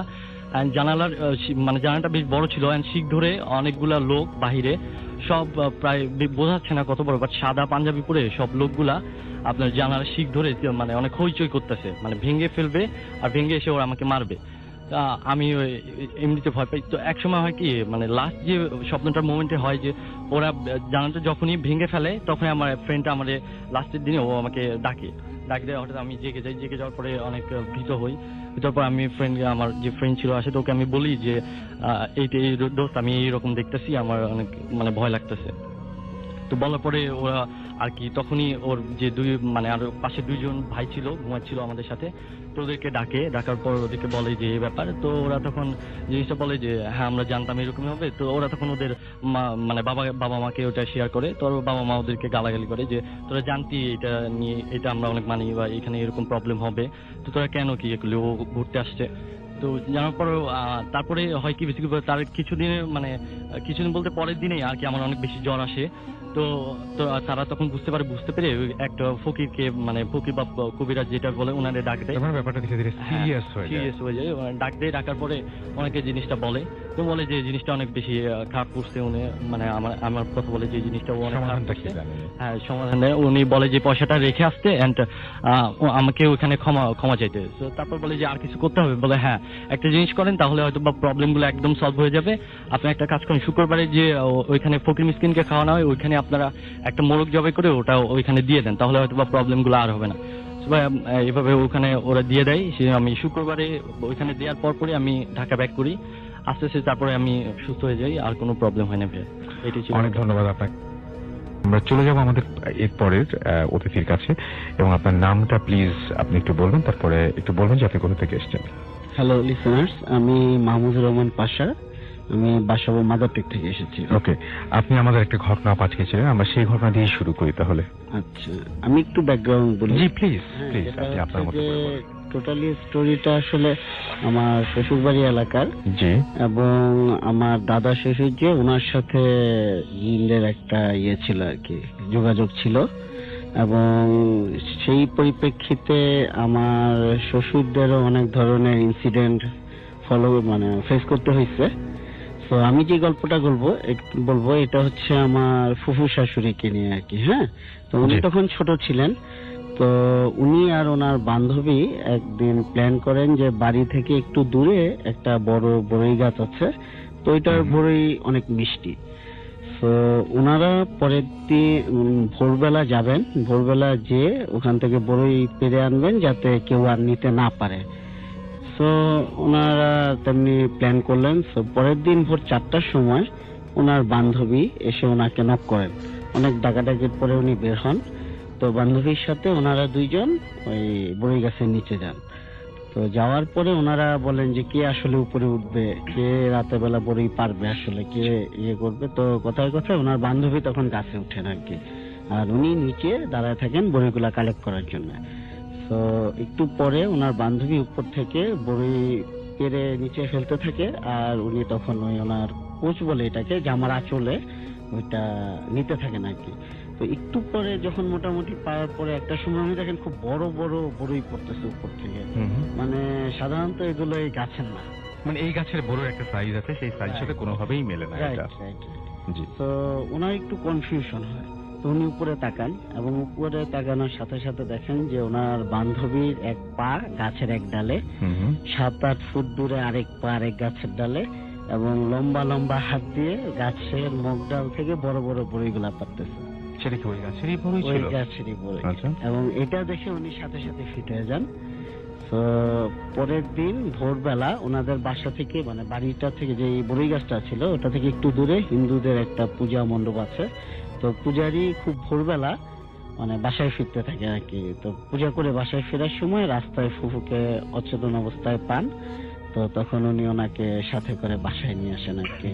এবং পরের দিন ওনার বান্ধবী যে বলে যে আসলে তো উনি বের হন নাই 4টার সময়, আসলে তখন তো আর মোবাইলেরও সিস্টেম ছিল না বা এরকম। বাট পরে যখন যেটা হয় যে সামথিং, মানে কেউ একজন এসেছিল তার বান্ধবীর রূপ নিয়ে। আচ্ছা, আর কিছু আপনার কাছে মানে এরকম ধরনের কিছু? ওনাদের অনেকগুলো স্টোরি আছে। আরেকটা স্টোরি এটা হচ্ছে আমার চাচা শ্বশুরকে নিয়ে। তো উনি ওখানে মোটামুটি পরিচিতই। তো উনি একবার রাতের বেলা মানে ফেমাস বিভিন্ন বিচার আচারে তার ডাক পড়ে আর কি। তো ওনার একটা মোটরসাইকেল আছে, তো ওইটা নিয়ে বাড়িতে ব্যাক করতেছেন। জি। তো ব্যাক করার সময় বাড়ি থেকে একটু আগে ওখানে, মানে যেহেতু হিন্দু অধ্যুষিত এলাকা, জি জি, তো ওখানে চিতাখোলা আছে, সামনে একটা মন্দির, মন্দিরটা পার হলে ওনাকে মানে একটা তেঁতুল গাছ আছে, একটা বড়ই গাছ আছে, আর এরপরে আর কি বাড়ি। তো উনি যখন মন্দিরটা ক্রস করতেছেন ওনার বাইকটা একটু নষ্ট হয় আর কি। তো উনি ইঞ্জিনটা একটু নিচে নেমে চেক করে যখন দাঁড়ান দেখেন যে মানে এলাকায় খালা থাকে না, খালা ফুফু এরকম পরিচিত, তো উনি দাঁড়ায় আছেন ঘুমটা দেয়া। তো চীনে যখন উনি কথা বলতেছেন কি অবস্থা বাড়ির, ওই বাড়িতে কে কেমন আছে, দুইজন হাঁটতে হাঁটতে মোটামুটি ওই তেঁতুল গাছের এখানে যখন আসেন তখন ওনার বাইক থেকে হেলমেটটা পড়ে যায়। উনি হেলমেটটা উঠে দেখেন আশেপাশে আর কেউ নাই, সবকিছু ফাঁকা, পুরো ফাঁকা। এবং উনি কনফিউজ হয়ে যান আসলে কার সাথে উনি গল্পটা করলেন এতক্ষণ। আচ্ছা, আমি আপনার একটা জিনিস জিজ্ঞেস করি যে এই যে ঘটনাগুলো আপনি শুনেছেন, আপনার সাথে জীবনে কখনো কোনোদিন কোনো ঘটনা ঘটেছে? আমার সাথে এখন পর্যন্ত তেমন ঘটেনি। কিন্তু এই ঘটনা যখন শুনেছেন তখন আপনার কি আমি মনে হয়েছে? গিয়েছিলাম বাড়িতে, এবং যেটা হচ্ছে আমার সবচেয়ে বড় যে আমি আমার ওয়াইফকে নিয়ে যখন ফার্স্ট আমার দাদা শ্বশুর বাড়ি যাই, আমরা দুইজন একসাথে থাকতে পারিনি। আমি ছিলাম আলাদা একটা ঘরে, যেখানে আমি, আমার ভাই মানে ওয়াইফের ভাই এবং বড় বোনের জামাই একটা বাড়িতে, এবং 6-7টা বাড়ি পরে যায় আমার ওয়াইফ তার মানে ফুফুদের সাথে ছিল আর কি। তো এখানে সমস্যা হইতে পারে ভেবে আমরা, কি ধরনের মানে এটা ডিসিশনটা এরকম ডিসিশন কি জন্য? এটা আসলে ওনারা রিস্ক দিতে চায় নাই, যে এটা হচ্ছে আমার এক চাচা শ্বশুর, উনি ওনাদের অ্যাটাকে মারা গেছে। যেটা হচ্ছে যে উনি একদিন দুপুরবেলা, আমার শ্বশুর হচ্ছে 7 ভাই, তো উনি একদিন দুপুরবেলা মানে বাইরে থেকে বাড়িতে ফিরতেছিল, তো বাড়ির সামনে যে তেঁতুল গাছটার কথা বললাম, ওইখানে একটা ছায়ার মতো উনি একটা পাড়া দেয়। পাড়া দেওয়ার সাথে সাথে ওনার পিঠে একটা খুব জোরে চড় মারা হয় আর কি। তো ওই চড়টা ওনার পিঠে একেবারে বসা যায়। আচ্ছা, তো সাথে সাথে বাড়িতে নিয়ে যাওয়া হয়, উনি এখানে পড়ে যান, পড়ে গেলে সবাই এসে ওনাকে বাড়িতে নিয়ে যান। বাড়িতে নিয়ে যাওয়ার পরে দাদা শ্বশুর দেখেন যে পিঠের মধ্যে একটা মানে 5 আঙ্গুলের একটা ছাপের মতো একেবারে বসে গেছে। তো 3 দিন পর্যন্ত ওনার জ্বর থাকে এবং পরে আর উনি বাঁচে নাই। আচ্ছা, তার মানে এই জন্যই এই সমস্ত জিনিস চিন্তা ভাবনা করে আপনাদেরকে আলাদা রাখা হয়েছে, যাতে সঙ্গে ওইখানে মানে যারা আছেন, যারা জানেন ওই এলাকা সম্পর্কে, তাদের সঙ্গে রাখা হয়েছিল, যাতে কোনো ঝামেলা না হয়। বেশি মানুষ একসঙ্গে ছিলেন আপনারা এবং আলাদাভাবে। এবং তার মানে ব্যাপারটা এরকম যে ঘটনাগুলো শুনে যতটা স্বাভাবিক মনে হয়, যাদের সাথে যে এই ঘটনাগুলো ঘটেছে তাদের জীবনটা অতটা স্বাভাবিক না, মানে অনেক কিছু এলোমেলো হয়ে গেছে এই সমস্ত ঘটনার প্রেক্ষিতে। কিন্তু ওনাদের কাছে এখন আসলে এটা অনেকটা ডেইলি লাইফ হয়ে গেছে। যেমন ওনাদের বাড়ির চালে এটা পড়ে, এখন রেগুলার প্রায় পড়ে, তো পড়লেও এটা বের হইলে কাউকে দেখা যায় না। প্লাস বাড়ি থেকে বের হয়ে দেখা যায় যে চাপকল চাপতেছে আসলে কেউ নাই। এবং পুকুর ঘাটে একটা পুকুর আছে, ওটার পানি কখনো শুকায় না আর কি। তো পুকুর ঘাটে মাঝে মধ্যে থালা বাসন ধোয়া, এরপরে গোসল করা, কাপড় লাড়া যে আওয়াজগুলো, ওগুলো পাওয়া যায়, এখনো পাওয়া যায়। আর ওখানে যেটা করে মানে জিনদের একটা সমস্যা হচ্ছে যে মাঝে মধ্যে ওখানে অনেক বাঁশঝাড়, আমি নিজে গিয়েছি, মানে ওয়েদারটা অলওয়েজ গুমোট থাকে। ধরেন একটা সন্ধ্যা ভাব, রোদ আছে, বাট যেহেতু বাঁশঝাড় অনেক, আপনার মনে হবে যে সূর্যের আলো খুব একটা পৌঁছায় না। তো ওইখানে যেটা হয়েছে, দেখা যায় যে মানে দিনের বেলা সন্ধ্যার একটা ওয়েদারের মতো থাকে আর কি। খুব অদ্ভুত ব্যাপার কিন্তু এটা। এবং ঝড় হয়। আচ্ছা, ঝড় হয় কি মানে ওই এলাকাটাতেই ঝড় হয়, ডাইনাবামে আসলে কিছু হচ্ছে না, কোন জায়গায় কিছু হচ্ছে না, শুধুমাত্র ওইখানে ঝড়টা হচ্ছে। রাইট। আর আরেকটা জিনিস যে বললাম যে বাঁশঝাড় গুলাতে কি করে মাঝে মধ্যে বাঁশঝাড় গুলা নিচে নামায় রাখে। তো কেউ যদি বাঁশঝাড়টা ধরেন আপনি ওটা ডিঙিয়ে সামনে যেতে চান, তখন উঠে যায়। হ্যাঁ, সেটাই। আপনি শহরে বড় হয়েছেন এবং আপনি এই মানে পুরো ওই জায়গায় গিয়ে পুরো সবকিছু না দেখলে আপনি কি বিশ্বাস হতো কেউ যদি আপনাকে ঘটনাগুলো বলতো? না, আমি ফার্স্টে আসলে বিশ্বাস করি নাই, এবং পরে যখন শুনেছি, ইভেন আমার শ্বশুর বা আমার যে শ্যালক যারা বলছে, ওরা ফেস করছে। ইভেন আমার যে ওয়াইফের বড় বোনের জামাই এবং আমার যে ওয়াইফের সবচেয়ে বড় ভাই, ওনারা একদিন রাতে মুভি দেখে বাড়ি ফিরতেছিল, তো ঢিলে পড়ছিল, ইচ্ছা মতো বড় বড় ঢিল, বড় বড় মাটির চাক্কা তাদের উপর পড়তেছিল। পরে ওনারা দুইজন যে মসজিদের ভিতর লুকায়, বাড়ির পাশে একটা পারিবারিক মসজিদ আছে। তো ভোরবেলা যে আমার শ্বশুর তখন ওনাদেরকে নিয়ে আসেন, বাট ওই পর্যন্ত ওনারা মসজিদে ছিল। সেটাই আমার কাছে এটাই সবচেয়ে বেশি ডিফিকাল্ট মনে হয়। সেটা হচ্ছে যে আসলে উনি যেরকম এখানে বড় হয়েছেন এবং ওনার লাইফে কিছু ঘটেনি, উনি যদি হয়তো ওখানে না গেলে হয়তো এই ঘটনাগুলো খুবই মানে বিশ্বাস করাটা তার জন্য খুব কষ্টকর হতো। আপনারা যারা শুনছেন তাদেরও অনেক ঘটনা এরকম বিশ্বাস করতে অনেক কষ্ট হয়, এবং বিশ্বাস করাটা অনেক বেশি কষ্টকর, সেটাও জানি। তবে এই ঘটনাগুলো যাদের সাথে ঘটে, আপনি মানে সেই ব্যাপারটা মানে কি বলবো, যে সেই ব্যাপারটা আপনি নিশ্চিত পাবেন যে তারা খুব ভালো সময় কাটাচ্ছেন না যাদের সাথে সমস্ত ঘটনাগুলো ঘটে, তাই তো? জি জি, এরকম।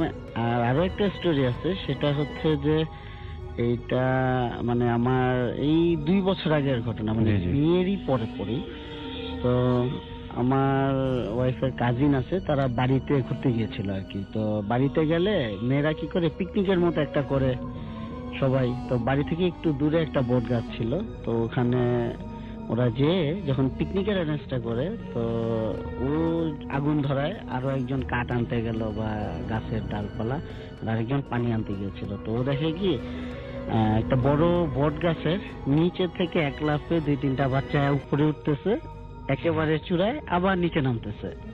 এই গ্রামটা পুরোই তো হন্টেড, এই গ্রামে তো আমাদের যাওয়া উচিত আসলে। যেটা আমরা চলে যাব আমাদের পরবর্তী অতিথির কাছে, তার নাম মানিক। আমরা সরাসরি ঘটনায় চলে যাই, টাইম যেহেতু কম, ঘটনায় চলে যাই। হ্যালো, আমি এমডি মানিক বলছি। বন্ধুরা যারা শুনছেন তাদের ধন্যবাদ। আমি যে কাহিনীটা বলবো এটা খুবই রিসেন্ট, জাস্ট গত 2-1 মাস আগের কাহিনী। আমি আর আমার বন্ধু, 2 বন্ধু একটা জায়গায় থাকতাম। আমি আসলে কাহিনীটা ব্যাকগ্রাউন্ড থেকে বলতেছি, কারণ ওই জায়গায় একটা হন্টেড প্লেস, তার জন্য। সো আমি আর আমার যে বন্ধু ওইখানে থাকি, বন্ধুর নাম ফরাদ, মনে হয় ফরাদ শুনছে। তো ওইখানে একদিন রাতে প্রচন্ড গরম, ভীষণ গরম, তখন আমরা ইন্টারমিডিয়েট পরীক্ষা দিচ্ছিলাম। সো রাত 12টা এদিকে বাজে, হঠাৎ কারেন্ট গেল। যাওয়ার পরে তখন আমরা শুয়ে রয়েছি, কারেন্ট যেহেতু গেছে, দরজা খোলা, আমরা যখন বিছানায় শুয়েছিলাম। দেন তার কিছুক্ষণ পরে আমাদের গায়ে পানির ছিটা দিল কেউ যেন। সো আমরা ভাবলাম হঠাৎ পানির ছিটা, আমাদের রুমের মধ্যে কোনো ট্যাপ নাই, কোনো বেসিন নাই যে কোথাও থেকে পানি ছিটে আসবে, জাস্ট বোতলে পানি থাকে, বোতলে মুটকি তো আটকানো। সো আমরা উঠে খুঁজছি, তখন কারেন্ট ছিল না, তো মোবাইলের লাইট দিয়ে আমরা খুঁজছি যে কোথা থেকে পানি আসলো। সো আমার হাত ভিজে গেছে, মুখ ভিজে গেছে, যে এত পানি যে কোত্থেকে আসলো আমরা খুঁজে পেলাম না। ইভেন এটা আমার ফেসবুকে পোস্টে আছে ছবিটা। এরপরে যে কাহিনীটা গত রবিবারে ঘটছে, আমার আরেক বন্ধু ফরাদ চলে যাওয়ার পরে আমরা একটা রুমে 4 জন থাকি। সেই রুমে যে কাহিনীটা ঘটলো, যে জাস্ট এই রবিবার রাতের কাহিনী এটা। আমার বন্ধু, ওর নাম জুয়েল চৌধুরী, ওর বাড়ি হবিগঞ্জ। ওর রাত 2:30 থেকে 2টার সময় ও টয়লেটে গেল। আমাদের এখানে আছে যে যদি রাতে টয়লেটে যাও 2 জন করে যেতে হবে, কারণ এখানে একটু ঝামেলা আছে যেহেতু। সো একা একাই গেল, ওদিনে কাউকে ডাকে নাই। দেন ও টয়লেটে যাওয়ার সময়, আমাদের টয়লেটটা হচ্ছে হোস্টেল থেকে একটু বাইরে। সো ওইখানে টয়লেটে গেল এবং টয়লেটের মধ্যে কোনো আলো ছিল না, তো এর জন্য ও দরজাটা খুলে টয়লেট করতেছিল। সো ওই সময় ও বুঝতে পারলো যে বাইরে লাইট ছিল, লাইটের উপরে কোনো একটা ছায়া আসছে, কেউ দাঁড়িয়েছে, ওই ছায়াটা ওর গায়ের উপর পড়ছে। ও ভাবলো যে ওইখানে বোধহয় কোনো ছিল, গাছের পাতা টাতার ওই ছায়াটা। তো কিছু না মনে করে টয়লেট শেষ করে যেই বের হলো, তখন দেখলো কি ওইখানে লাইট ল্যাম্পপোস্টের নিচে একটা ছোট 3 থেকে 4 বছরের বাচ্চা দাঁড়ায় রয়েছে। ও অত রাতে এরকম একটা ছেলে ওইখানে দাঁড়িয়ে আছে, বাচ্চা। ও তখন চিন্তা করলো পাশে আমাদের কলেজ হোস্টেলের যে অ্যাডমিন, তার বাসায় কোনো গেস্টের কোনো বাচ্চা হতে পারে। তো অতটুকু কেয়ার না করে ও জাস্ট আমাদের হোস্টেলের দিকে আসছিল। সো আমাদের হোস্টেলের দিকে ওকে ক্রস করে আসতেছে, ও ওই বাচ্চাটা ওর পিস আসতেছে। আমাদের ঘর যখন রুমের সামনে আসছে, তখন ও চিন্তা করলো এখনো বাচ্চাটা স্টিল আমার পিস আছে। তখন ও জাস্ট ঘুরে ওই বাচ্চাটাকে বলবে যে তুমি কে, তুমি আমার পিস আসছো কেন। জাস্ট ও যখন মুভ করলো, তখনই দেখলো বাচ্চাটা ভ্যানিশ। সো তখন ও একটা থুতুমুথু হয়ে গেল, আসলে জিনিসটা কি হলো। সো জাস্ট ও ঘরের মধ্যে ঢুকে ও আমার কম্পিউটারের ডেস্কের সামনে বসে চিন্তা করলো আসলে আমি কি দেখলাম, যে একটা বাচ্চা আমার পিছনে আসলো, আমি যখন কিছু বলবো তার আগে ভ্যানিশ। দেন তার কিছুক্ষণ পরে আমাদের ওই দিনকে প্রচন্ড বৃষ্টি হয়েছিল। সো সব জানলাই বন্ধ করা ছিল, জানলার ওইখানে একটা মানুষ দরজায় নক করলে যে সাউন্ডটা আসে, সেরকম নকের সাউন্ড আসলো। তো তখন আর অনেক কিউরিসিটিটা অনেক বাড়লো যে আসলে জিনিসটা কি। তো একটা ইয়ার জন্য ও জানলার কাছে গিয়ে জানলাটা খুললো। বাট যখন জানলার কাছে গেল, কেউ দেখতে পেলো না, যে এতক্ষণ নকের আওয়াজ শুনছে কিন্তু কাউকে দেখতে পেলো না। দেন তারপরে ও হঠাৎ ওর চোখ গেল ওই দেওয়ালের উপরে।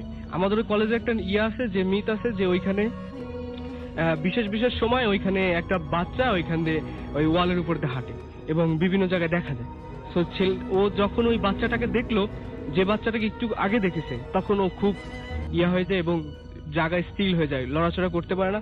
কিছুক্ষণ পরে দেখলো বাচ্চাটা একটা হাসি দিছে এবং ওর মাথাটা অনেক বিশাল হয়ে গেছে।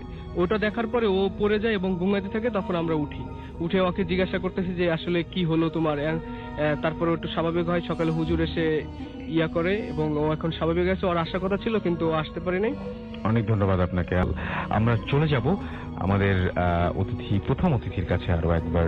বলেছিলাম সময় পেলে তাকে ফিরিয়ে নিয়ে আসবো। আপনার নামটা আরেকবার সবাইকে বলবেন আজমল ভাই। আমি বলে দিলাম যদিও। Okay, my name is Sheikh Mohammad Nazmul Hasan. Okay, আমরা চলে যাই আপনার পরবর্তী ঘটনায়।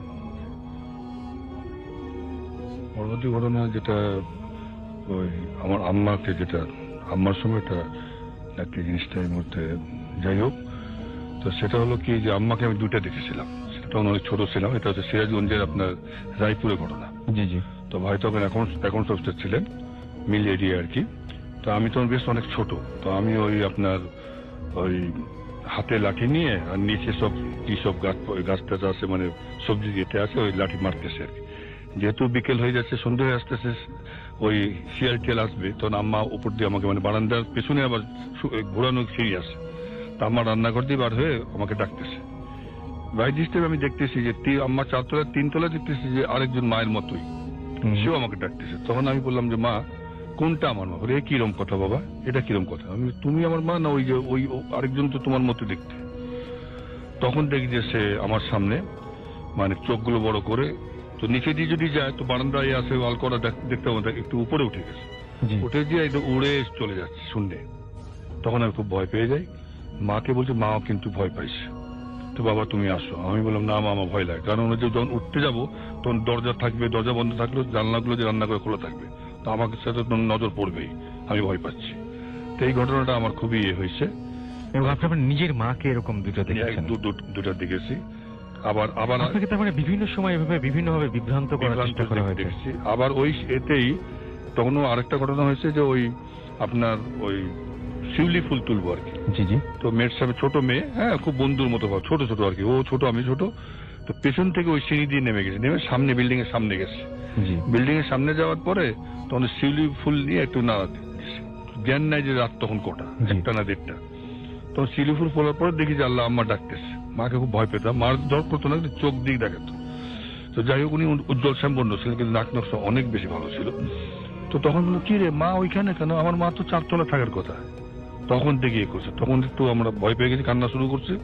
তখন একটা সিকিউরিটি গার্ড আর কি, ঠান্ডা ঠান্ডা ভাব, ওই কানে এঁটে দিয়ে ঘুমাচ্ছিল। আওয়াজ পেয়ে এখন মনে করতেছি ওটাই ভূত। তখন না আঙ্কেল, আমি ভূত নাই, যে আমি মানুষ, এই দেখো গড়ি টিকটিক করে। তারপর লাইটার জ্বালাইছে, তারপর আমাদেরকে সিঁড়িতে যে পেছন দিক দিয়ে এসে একেবারে ওই পর্যন্ত, মানে ওনাকে আর ছাড়তেছি না, পরে ওই করছে। তো তখন এসে দেখি, তখন ঘড়ি দেখতে পারি, তখন দেখি যে 1:30 না 1টা হচ্ছে, এরকম হবে আর এই টাইম। আচ্ছা, আপনি প্রথম মানে একদম ভয় পেয়েছিলেন তখন আপনার বয়স কিরকম? যখন প্রথম ভয় পাই তখন বয়স অনেক কম। তখন ওটাও আমার মনে আছে, ওটা 4 বছর হবে আর কি। আম্মা বাড়িতে নাই, তো আমি ওই ঘুমাই পড়ছি, মাগরিবে ঘষে ঘুমিয়ে পড়ছি, 3:30 বা এরকম হবে। তখন দেখি মা আমাকে ডাকতেছে। তখন ওই হাঁটতে তো পারি, কিন্তু হামাগুড়ি দিয়ে যাচ্ছে আর কি। তো ওই ঘর থেকে আবার একটু লাইট করে, তারপর অন্ধকার একটু আসে, ওদিকে ঘর বন্ধ। তো আমাকে চাচ্ছে যে আমি যেন ওদিকে যাই। তখন বলছে, তুমি আমাকে নাও না কেন? তখন চিৎকার দিই। তখন আমার বোন, আমরা 3 ভাই 3 বোন, তখন আমার বোনরা, আমি সবার ছোট, তখন আমার বোনরা কি কি কি, তখন ওই যে মা ডাকে, তখন দেখলাম সে উড়ে চলে গেছে। এটা আমার যতটুকু মনে পড়ে, এটা আমার জীবনের প্রথম। আপনাদের পরিবারে কি মানে সবাই এরকম কম বেশি ভয় পেয়েছেন বা এরকম অভিজ্ঞতার সম্মুখীন হয়েছেন, নাকি শুধুমাত্র আপনার সাথে এই ঘটনাগুলো ক্রমাগত ঘটে? কম বেশি দেখছে, তবে সবচেয়ে বেশি দেখছে আমার বড় বোন, তারপর আমি আর কি। সে এখন একটু বলে যে না এগুলো একটা খেয়াল, এটা সেটা, কিন্তু স্টিল নাও সে দেখে। এই কদিন আগেও সে দেখছে, ওই ঈদের সময়। সে আবার খুব রান্না করে সারা রাত জেগে। তো যখনই খুব রান্না টান্না করে, খুব এ করে, তখন সে পেছনে বিল্ডিং এ, হ্যাঁ, সে দেখছে যে একটা মহিলা, সুন্দর একটা মহিলা, অথচ ওই বাড়িতে কেউ নাই। তখন সে ভয় পেয়ে যায়, তখন তার হাত পা হয়ে যায়। তো সে বুঝতে পারে যে এটা ওই ধরনের আর কি, মানে যে বাড়িতে কেউ ছিলই না সেই বাড়ি, ওই বাড়িতে সে দেখছে। মহিলাটা কিন্তু খুব সুন্দর। আচ্ছা, খুব সুন্দর। আচ্ছা। আর একবার আমি দেখছি, আমাকে ঘুম দিয়ে তুলেছিল, আজ থেকে প্রায় 7-8 বছর আগে আমাকে দেখেছিল সে। দেখলে আমাকে ওই দিক দিয়ে কে যেন কনসিভ করতেছে, তখন আমি রান্না করে যাই। তো ওই জর্দা খুব, মানে খুবই সুন্দর করে জর্দা টর্দা পোলাও রান্না করছে। এটার ঘ্রাণটা হচ্ছিল। জর্দা তো একটু মানুষ তো একটু গোলাপ জল দেয়, তো এগুলোতে এটা হয়েছে আর কি। আচ্ছা, আপনার কাছে এতদিন পরে যে এত অভিজ্ঞতা বা এই যে এত দেখেছেন আপনি, আপনার শেষ মুহূর্তে কি মনে হয় যে আসলে পৃথিবীতে ভয় বলে কিছু আছে কিনা, মানে ভয় পাওয়া উচিত কিনা, নাকি ভয় না পেলেও চলে আসলে? ভয় পাওয়া আমি তো মনে করি উচিত, এই কারণে কারণ আমার একটা বিশ্বাস আছে যে যারা একদম ভয় পায় না কিন্তু যদি হঠাৎ ভয় পেয়ে যায় তখন কিন্তু মৃত্যু পর্যন্ত হতে পারে। আচ্ছা, মৃত্যু পর্যন্ত হতে পারে, ভয়টা থাকা ভালো। আমরা চলে যাব আমাদের আরো একজন অতিথির কাছে। তোমার নামটা একটু বলো আরেকবার। আমি মাহমুদুল হাসান। মাহমুদুল হাসান। বাবা যে ঘটনাগুলো বললেন সেই ঘটনাগুলো তোমার মনে হয় কি, মানে বিশ্বাস হয় নাকি বিশ্বাস করতে পারো? আগে হতো না, কিন্তু পরে আব্বা একদিন বলে কি যে তোমার সাথে যখন ঘটবে তারপর থেকে বুঝবা যে এগুলা আছে, তারপর থেকে দেখার পর থেকে এখন বিশ্বাস করি। তার মানে তুমিও দেখেছো? হ্যাঁ। কি ঘটেছিল তোমার সাথে একটু শুনি। তুমি কি আগে বলো যে তুমি কি করো? আমি তো স্টুডেন্ট, ক্লাস 7 এ পড়ি। ক্লাস 7 এ পড়ো। শুনি তোমার কি দেখেছো তুমি? সেদিন আমি আর আব্বু টিভি দেখছিলাম আমাদের মাস্টার বেডে। জি। তে এখন হঠাৎ করে কারেন্ট চলে যায়। তখন আব্বু বলে তখন আমাদের চার্জার অন করার জন্য আমি আম্মুকে ডাক দিই, তো আম্মু কোনো উত্তর দেয় না। 2-3 বার ডাক দিই, তখন আব্বু বললো কি যে তুমি তোমার আম্মুকে ডাকছো, তোমার আম্মু তো নাই। মানে তোমার আম্মু তো নিচে দোকানে গেছে। আমার বিশ্বাস হয় না। পরে আমি খাট থেকে নেমে মাস্টার মানে আমাদের রুমটা ক্রস করে আমাদের ডাইনিং রুম পরে সেখানে যাই। অন্ধকারে কিছু দেখতে পাচ্ছি না, তাও ডাক দিই আম্মু, আম্মু কোনো উত্তর দেয় না। পরে এই মুহূর্তে আবার আব্বুরও বিশ্বাস হয় যে আম্মু মনে হয় ঘরে আছে। তো এখন আব্বু আসে আমার কাছে আসে, এসে ডাক দেয় আম্মুর নাম ধরে, কিন্তু তাও বলে না। তাই আমি আরেকবার ডাক দিলাম। পরে আম্মু বললো পরে আব্বু শুনে বললো আম্মুকে ডাক দিল। তখন আম্মু বললো জি। আওয়াজটা ছিল যেখানে আমরা টিভি দেখছিলাম ওখানে বারান্দা ছিল। তো এখন আমি প্রথমে যাই, তারপর আব্বু আমার পিছে পিছে আসে। ওখানে আবার বারান্দাটা আবার ওখানে জানলাও ছিল, তো বারান্দাটাও দেখা যায়। তো এখন তখন পর্দা জানলা সব খোলা ছিল, গরমকাল। তখন আম্মুকে দেখতে পাচ্ছি যে আম্মু হাত পাখা করে আবার বারান্দা একটা দোলনাও ছিল ওখানে বসতেছে, কারণ আম্মু ওখানে সচরাচরই বসে কারেন্ট যাওয়ার পর। তাই আমি এখন আম্মুর কাছে দৌড়তে ছুটে যাই যে আম্মু কেন উত্তর দিল না, কখনো তো এরকম করে না। তো দৌড়তে ছুটে যেই যাবো, মানে বারান্দায় ঢুকে বামে তাকাবো, আম্মু মানে একটা কালো ছায়া ভ্যানিশ হয়ে গেল। আব্বুর সামনে ওই জিনিসটা ওই মুহূর্তেই ঘটছে। তারপর তো আমার মানে শরীর একেবারে হাত পা ঠান্ডা হয়ে গেল, আর কি বলবো। এটাই ছিল ঘটনা। আচ্ছা, তার মানে তুমিও দেখেছো? প্রিয় লিসেনার, আশা করি প্রত্যেকটি ঘটনা আপনাদের মাঝে ভালো লেগেছে। প্রতিনিয়ত এই ধরনের বাছাই করা ভয়ানক ঘটনা শুনতে চ্যানেলটি অবশ্যই সাবস্ক্রাইব করে নেবেন, কেননা এই চ্যানেলের মধ্যে প্রতিনিয়ত রাত 10টা বাজে সব থেকে বাছাইকৃত ভয়ানক ঘটনাগুলো পাবলিশ করা হয়। আপনারা চাইলে এই চ্যানেলে ঘুরে আসতে পারেন। এই চ্যানেলে অসংখ্য এপিসোড পাবলিশ করা আছে যা শুধুমাত্র বাছাইকৃত ভয়ানক ঘটনা। তো আজকের জন্য এখানেই বিদায় নেব। আল্লাহ হাফেজ।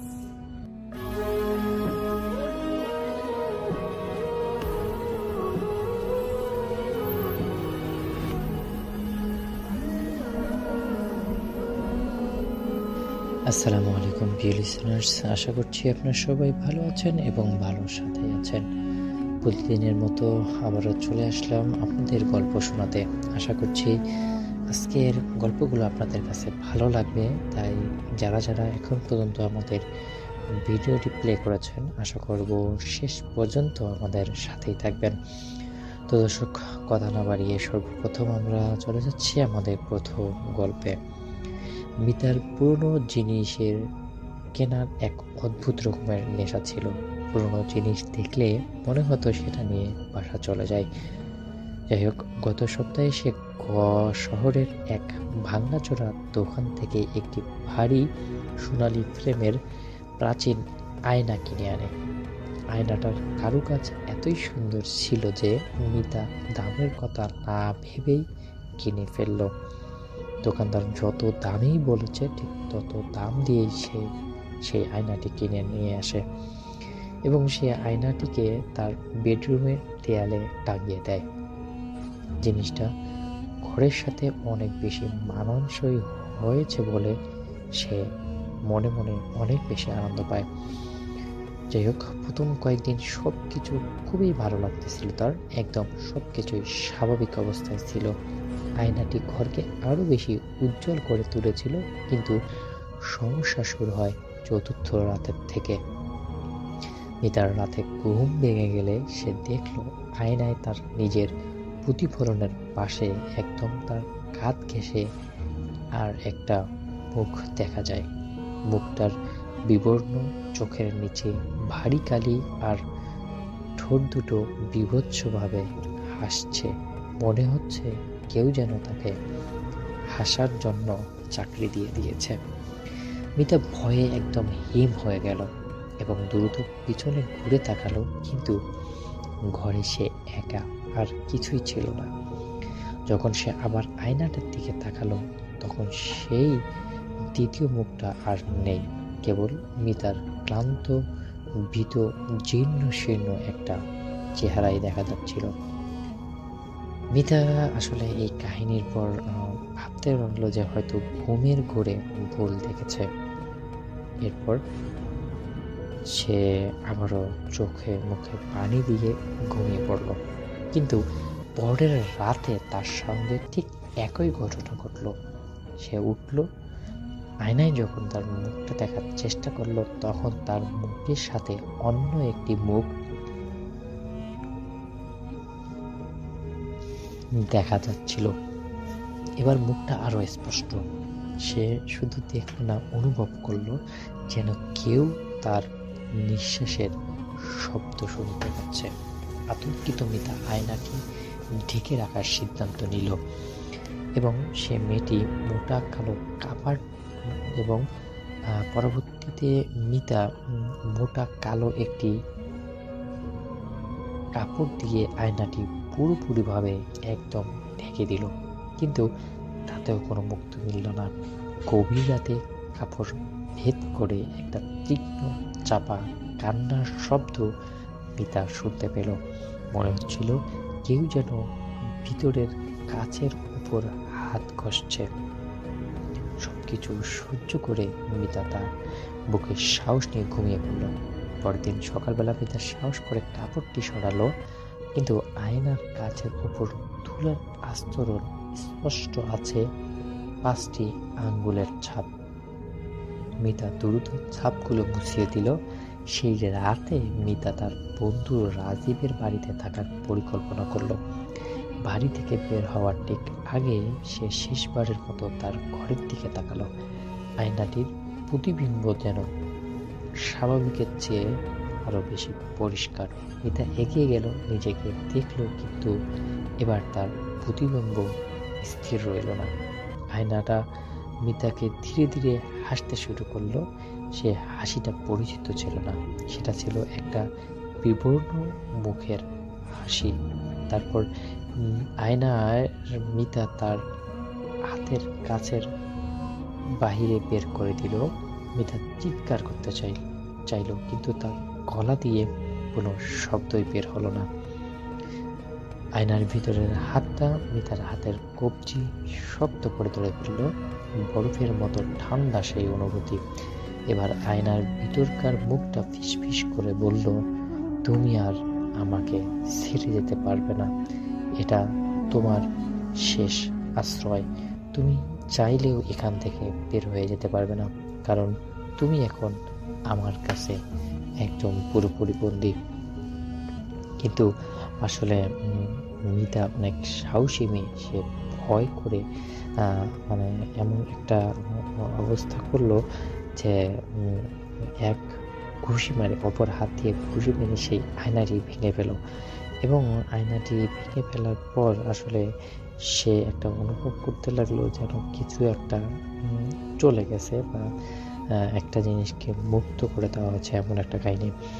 আসলে তারপর পরদিন সকালে রাজীবেরা এসে দেখলো মিতা তার ঘরের মেঝেতে একদম চুপ করে বসে আছে, আর এক দৃষ্টিতে তাকিয়ে সেই আয়নার দিকেই তাকিয়ে আছে। যেন স্পষ্ট করা হলো, কেউ সাড়া দিল না, কারোর সঙ্গে কোনো কথা বললো না মিতা। আজও মিতা ওই আয়নার সামনে বসে থাকে, তার চোখের কোনো জ্যোতি নেই। আর মধ্যখানে যখন ঘরের আর কেউ থাকে না, তখন আয়নার ভিতরে মিতার প্রতিফলনের পাশে আর একটা বিবর্ণ মুখ দেখা যায়। সেটা বিজয়ী হাসির হাসে, আর মিতা কোনোদিন সেই আয়না থেকে মুক্তি পায়নি। যতদিন বেঁচে ছিল সেই আয়নার কথা মতো বা আয়নার যেই কাজটা করতে বলে সে সেই কাজটা করেই এসেছিল আজীবন। তো দর্শক, আমাদের গল্পটি ছিল এতটুকুই। আশা করতেছি আপনাদের কাছে গল্পগুলো ভালো লেগেছে। যদি গল্পগুলো এতটুকু ভালো লেগে থাকে তাহলে অবশ্যই গল্পটিতে একটি লাইক, কমেন্ট এবং আমাদের গল্পটি শেয়ার করে দেবেন। দর্শক, শেষ করছি আজকের এপিসোড। ভালো থাকবেন, সুস্থ থাকবেন। আল্লাহ হাফেজ।